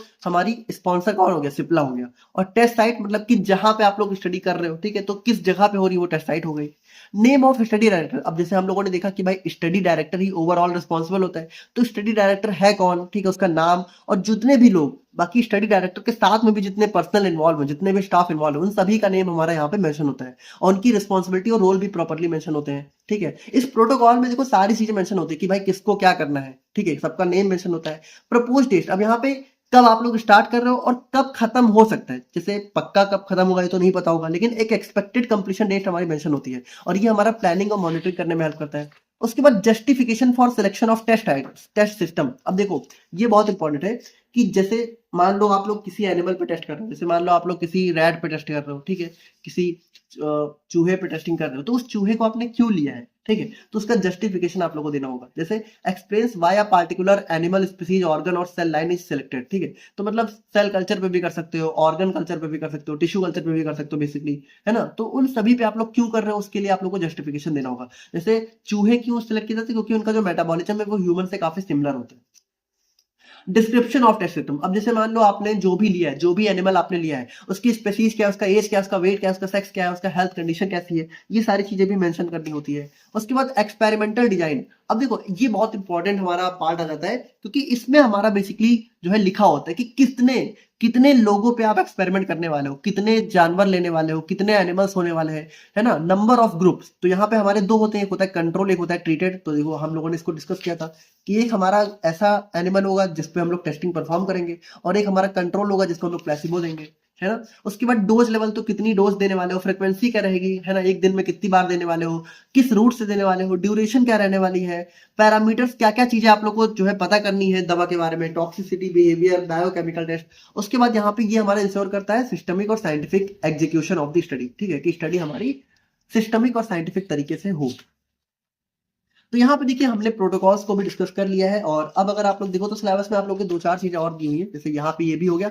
अब आप लोग को थोड़ा सा रिकॉर्ड्स एंड रिपोर्ट्स के बारे में पढ़ना है, और डिस्क्वालिफिकेशन ऑफ टेस्टिंग फैसिलिटीज। तो देखो रिकॉर्ड एंड रिपोर्ट्स का क्या मतलब है, इसका मतलब यही है कि जब आप लोग टेस्टिंग परफॉर्म कर रहे हो, जैसे जब भी आप लोग नॉन क्लिनिकल ट्रायल कर रहे हो, तो उस पूरे ट्रायल के दौरान जो भी रिजल्ट आ रहा है उसका पूरा रिकॉर्ड आप लोग को मेंटेन करना होता है। Record refer to all original data and documentation generated during the conduction of a non clinical laboratory study, these includes the study protocol. अब देखो इस रिकॉर्ड के अंदर सारी चीजें आ जाती हैं, study protocol, raw data, observation, test result, instrument output, ये सारी चीजें हमारी इसके अंदर आ जाती हैं। All record must be accurate, complete and signed by a responsible person. तो यहाँ पे देखिए वही चीज है कि जो हमारा स्टडी डायरेक्टर होता है, ठीक है, उसी के अंडर में ये सारे रिकॉर्ड जो है मेंटेन करे जाते हैं, और उसकी सिग्नेचर होती है ना, वही रिस्पॉन्सिबल होता है एट लास्ट में। Any correction made in the record should not erase original data. अब देखो मान लो आप लोगों ने रिकॉर्ड में कोई करेक्शन करी, जैसे मान लो कोई गलती हो गई, आपने उसको सुधारा, तो गलती को सुधार सकते हो, लेकिन इसका मतलब ये नहीं कि आप लोग उसमें कोई ओरिजिनल डाटा मिटा दो, ठीक है, उसमें मैनिपुलेशन नहीं करना है, छेड़छाड़ नहीं करनी रिकॉर्ड के साथ। स्टोरेज एंड रिट्रीवल, तो देखो जितने भी रिकॉर्ड आपने बनाए हैं उन सभी रिकॉर्ड को प्रॉपर्ली बहुत अच्छे से स्टोर करके रखना है, ठीक है, और जब भी जरूरत पड़े तो उसको यहाँ पे रिट्रीव का मतलब होता है कि जरूरत पड़ने पे दोबारा से उसको दोबारा वो मिल सके, है ना, दोबारा उसको आप प्राप्त कर सको। Proper storage condition should be maintain to prevent loss, damage और अनऑथराइज्ड एक्सेस, ठीक है, और बिल्कुल भी किसी भी अनऑथराइज्ड पर्सन का एक्सेस नहीं होना चाहिए, है ना, सिर्फ जितने लोग यहाँ पे कह सकते हो ऑथराइज हैं, जितने लोगों को अलाउ किया गया वही लोग यहाँ पे उस रिकॉर्ड को जो है देख सकते हैं, या फिर उस रिकॉर्ड को जो है एक्सेस कर सकते हैं। रिकॉर्ड मस्ट बी रिटेन, और देखो रिकॉर्ड को हमें जो है एक स्पेसिफिक पीरियड पर जो है स्पेसिफिक पीरियड तक जो है रिटेन करके मतलब बचा के रखना होता है। जैसे 10 साल, 20 साल, 15 साल, ऐसा हमारा जो है रेगुलेटरी रिक्वायरमेंट के अकॉर्डिंग हमारे कुछ पीरियड होते हैं, उसमें तब तक हमें रिकॉर्ड को बचा के रखना होता है। रिपोर्ट्स की बात करें तो देखिए, a final study report must be prepared at the end. अब यहाँ पे देखिए रिपोर्ट का मतलब क्या है? देखो सबसे पहले ये समझो, जैसे मान लो आपने जो है प्रोटोकॉल क्या होता है? प्रोटोकॉल में लिखा होता है कि आप लोग को स्टडी हाउ, ठीक है, कैसे परफॉर्म करनी है, ठीक है, और वाई और क्यों परफॉर्म कर रहे हो, ठीक है, और व्हाट और क्या क्या करना है, ये सारी चीजें प्रोटोकॉल में लगभग कह सकते हो मेंशन होती है, ठीक है। अब जीएलपी गुड लैबोरेटरी प्रैक्टिसेस में क्या होता है कि किन, विच, है ना, कौन कौन सी बातों का आप लोग को ध्यान रखना है, ये सारी चीजें जीएलपी में मेंशन होती हैं। अब देखो जीएलपी को ध्यान में रखते हुए और प्रोटोकॉल को फॉलो करते हुए जब आप लोग यहाँ पे नॉन क्लिनिकल ट्रायल परफॉर्म कर लेते हो, तो करने के बाद क्या रिजल्ट आया और करने के दौरान क्या क्या चीजें हुई, उन सबका जो कह सकते हो डॉक्यूमेंटेशन होता है ना, उन सबका जो डॉक्यूमेंटेशन होता है, इसको हम लोग बोलते हैं रिपोर्ट। ध्यान से समझना, रिपोर्ट क्या है? रिपोर्ट हमारी लास्ट में बनती है। जैसे रिपोर्ट कार्ड आप लोग का जब बनता है, तो रिपोर्ट कार्ड क्या होता है? आप लोग के पूरे साल के जो भी आप लोग का पूरा साल का जो है परफॉर्मेंस रहा है, उसी का तो लास्ट में आप लोग को एक रिपोर्ट कार्ड मिलता है। तो रिपोर्ट का मतलब क्या है कि जब सारी चीजें आप लोगों ने परफॉर्म कर ली, तब आप लोग को मिलती है रिपोर्ट। तो रिपोर्ट बेसिकली यहाँ पे बनाई जाती है कि रिपोर्ट में सारी चीजें मेंशन होती हैं कि क्या क्या चीजें हुई, ठीक है, मतलब जब आपने किया, मतलब रियल वर्ल्ड में देखो ये सारी चीजें क्या है, ये सारी चीजें पहले ही आप लोग को दे दी जाती हैं। इनको फॉलो करते हुए आप चीजें परफॉर्म करते हो, लेकिन इनको फॉलो करते हुए एक्चुअल में क्या क्या चीजें हुई, वो सारी चीजें हमारी रिपोर्ट में मेंशन होती हैं, ठीक है। The report should provide a complete and accurate description of the study, ठीक है। तो इसमें हमारा बेसिकली सारी चीजें होती हैं कि टाइटल क्या था, ऑब्जेक्टिव क्या था, डिटेल्स ऑफ टेस्ट, ठीक है, जितने भी टेस्ट सब्सटेंस आपने लिए, ठीक है, उनकी डिटेल्स, उसके बाद डिस्क्रिप्शन, कौन कौन से मेथड, कौन कौन से प्रोसीजर आपने फॉलो किए, रिजल्ट क्या रहा, उस रिजल्ट से इंटरप्रिटेशन क्या निकला, इंटरप्रिटेशन मतलब उस रिजल्ट से हमें पता क्या चला, और कंक्लूजन क्या था रिजल्ट स्टडी का, ठीक है, कि आखिर स्टडी का क्या मतलब निकला। तो ये सारी चीजें हमारी यहाँ पे रिपोर्ट के अंदर मेंशन होती हैं। और रिपोर्ट देखिए, the report must be signed by the study director confirming the validity and integrity of the study. और यहाँ पे देखिए वही चीज है कि रिपोर्ट पे भी एट लास्ट में स्टडी डायरेक्टर के साइन होते हैं। देखो स्टडी डायरेक्टर बहुत इंपॉर्टेंट होता है, यही हमारा रिस्पॉन्सिबल होता है ओवरऑल। और बाकी देखिए फाइनली एक और टॉपिक की बात कर लेते हैं, जो कि हो जाता है डिस्क्वालिफिकेशन ऑफ टेस्टिंग फैसिलिटीज। तो यहाँ पे देखिए डिस्क्वालिफिकेशन ऑफ टेस्टिंग फैसिलिटीज का मतलब है कि जैसे मान लो हमारी नॉन क्लिनिकल ट्रायल परफॉर्म करने के लिए हम लोग क्या होता है कि हम लोग यहाँ पे कुछ स्टाफ को अपॉइंट करते हैं। तो उस स्टाफ में क्या होता है, सबसे पहले लीडर होता है। लीडर कौन होता है? स्टडी डायरेक्टर, ठीक है। स्टडी डायरेक्टर हमारा क्या होता है? लीडर होता है।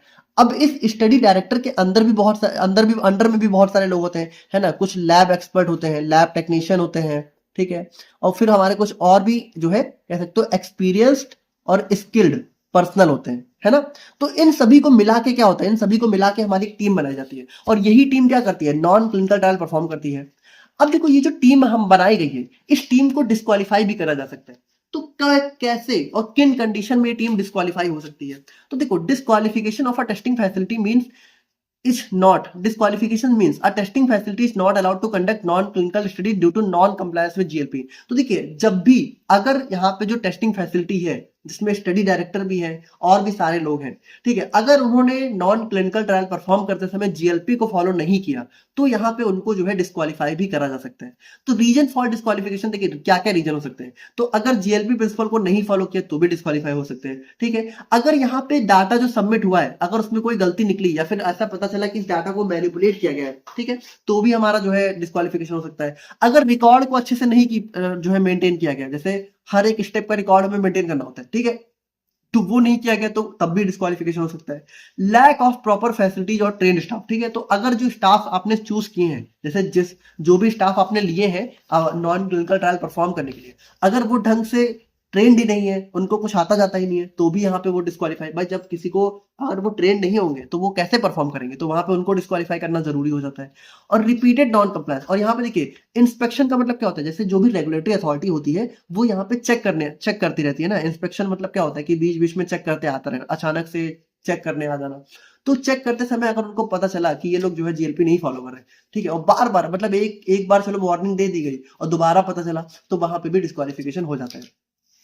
अब प्रोसीजर की बात करें तो यहाँ पे देखिए जो भी रेगुलेटरी अथॉरिटी होती है वो एक इंस्पेक्शन को कंडक्ट करती है, ठीक है। मतलब अचानक से ही आप लोग की इंडस्ट्री में, मान लो इंडस्ट्री में नए ड्रग की टेस्टिंग चल रही है, ठीक है, नॉन क्लिनिकल ट्रायल चल रहा है, तो रेगुलेटरी अथॉरिटी जो है अचानक से इंस्पेक्शन जो है मार देगी, मतलब छापा मार देना, ठीक है। अब छापे में अगर मान लो सब सारी चीजें सही मिली तब तो कोई दिक्कत नहीं है, लेकिन अगर कोई डिफिशियंसी मिली, अगर कोई सिग्निफिकेंट डेफिशिएंसी हमें आइडेंटिफाई हुई, तो यहाँ पे देखो फैसिलिटी तुरंत डिस्क्वालीफाई नहीं करती, बल्कि एक मौका देती है। Facility is issued a notice describing the non compliance and opportunities provided, मतलब एक मौका देती है, लेकिन अगर एक मौका देने के बाद भी, ठीक है, एक मौका देने के बाद भी अगर जो है फैसिलिटी फेल हो जाती है इशू को एड्रेस करने में, तो यहाँ पे क्या होता है, तो यहाँ पे इशू जो है फैसिलिटी को डिस्क्वालीफाई कर दिया जाता है।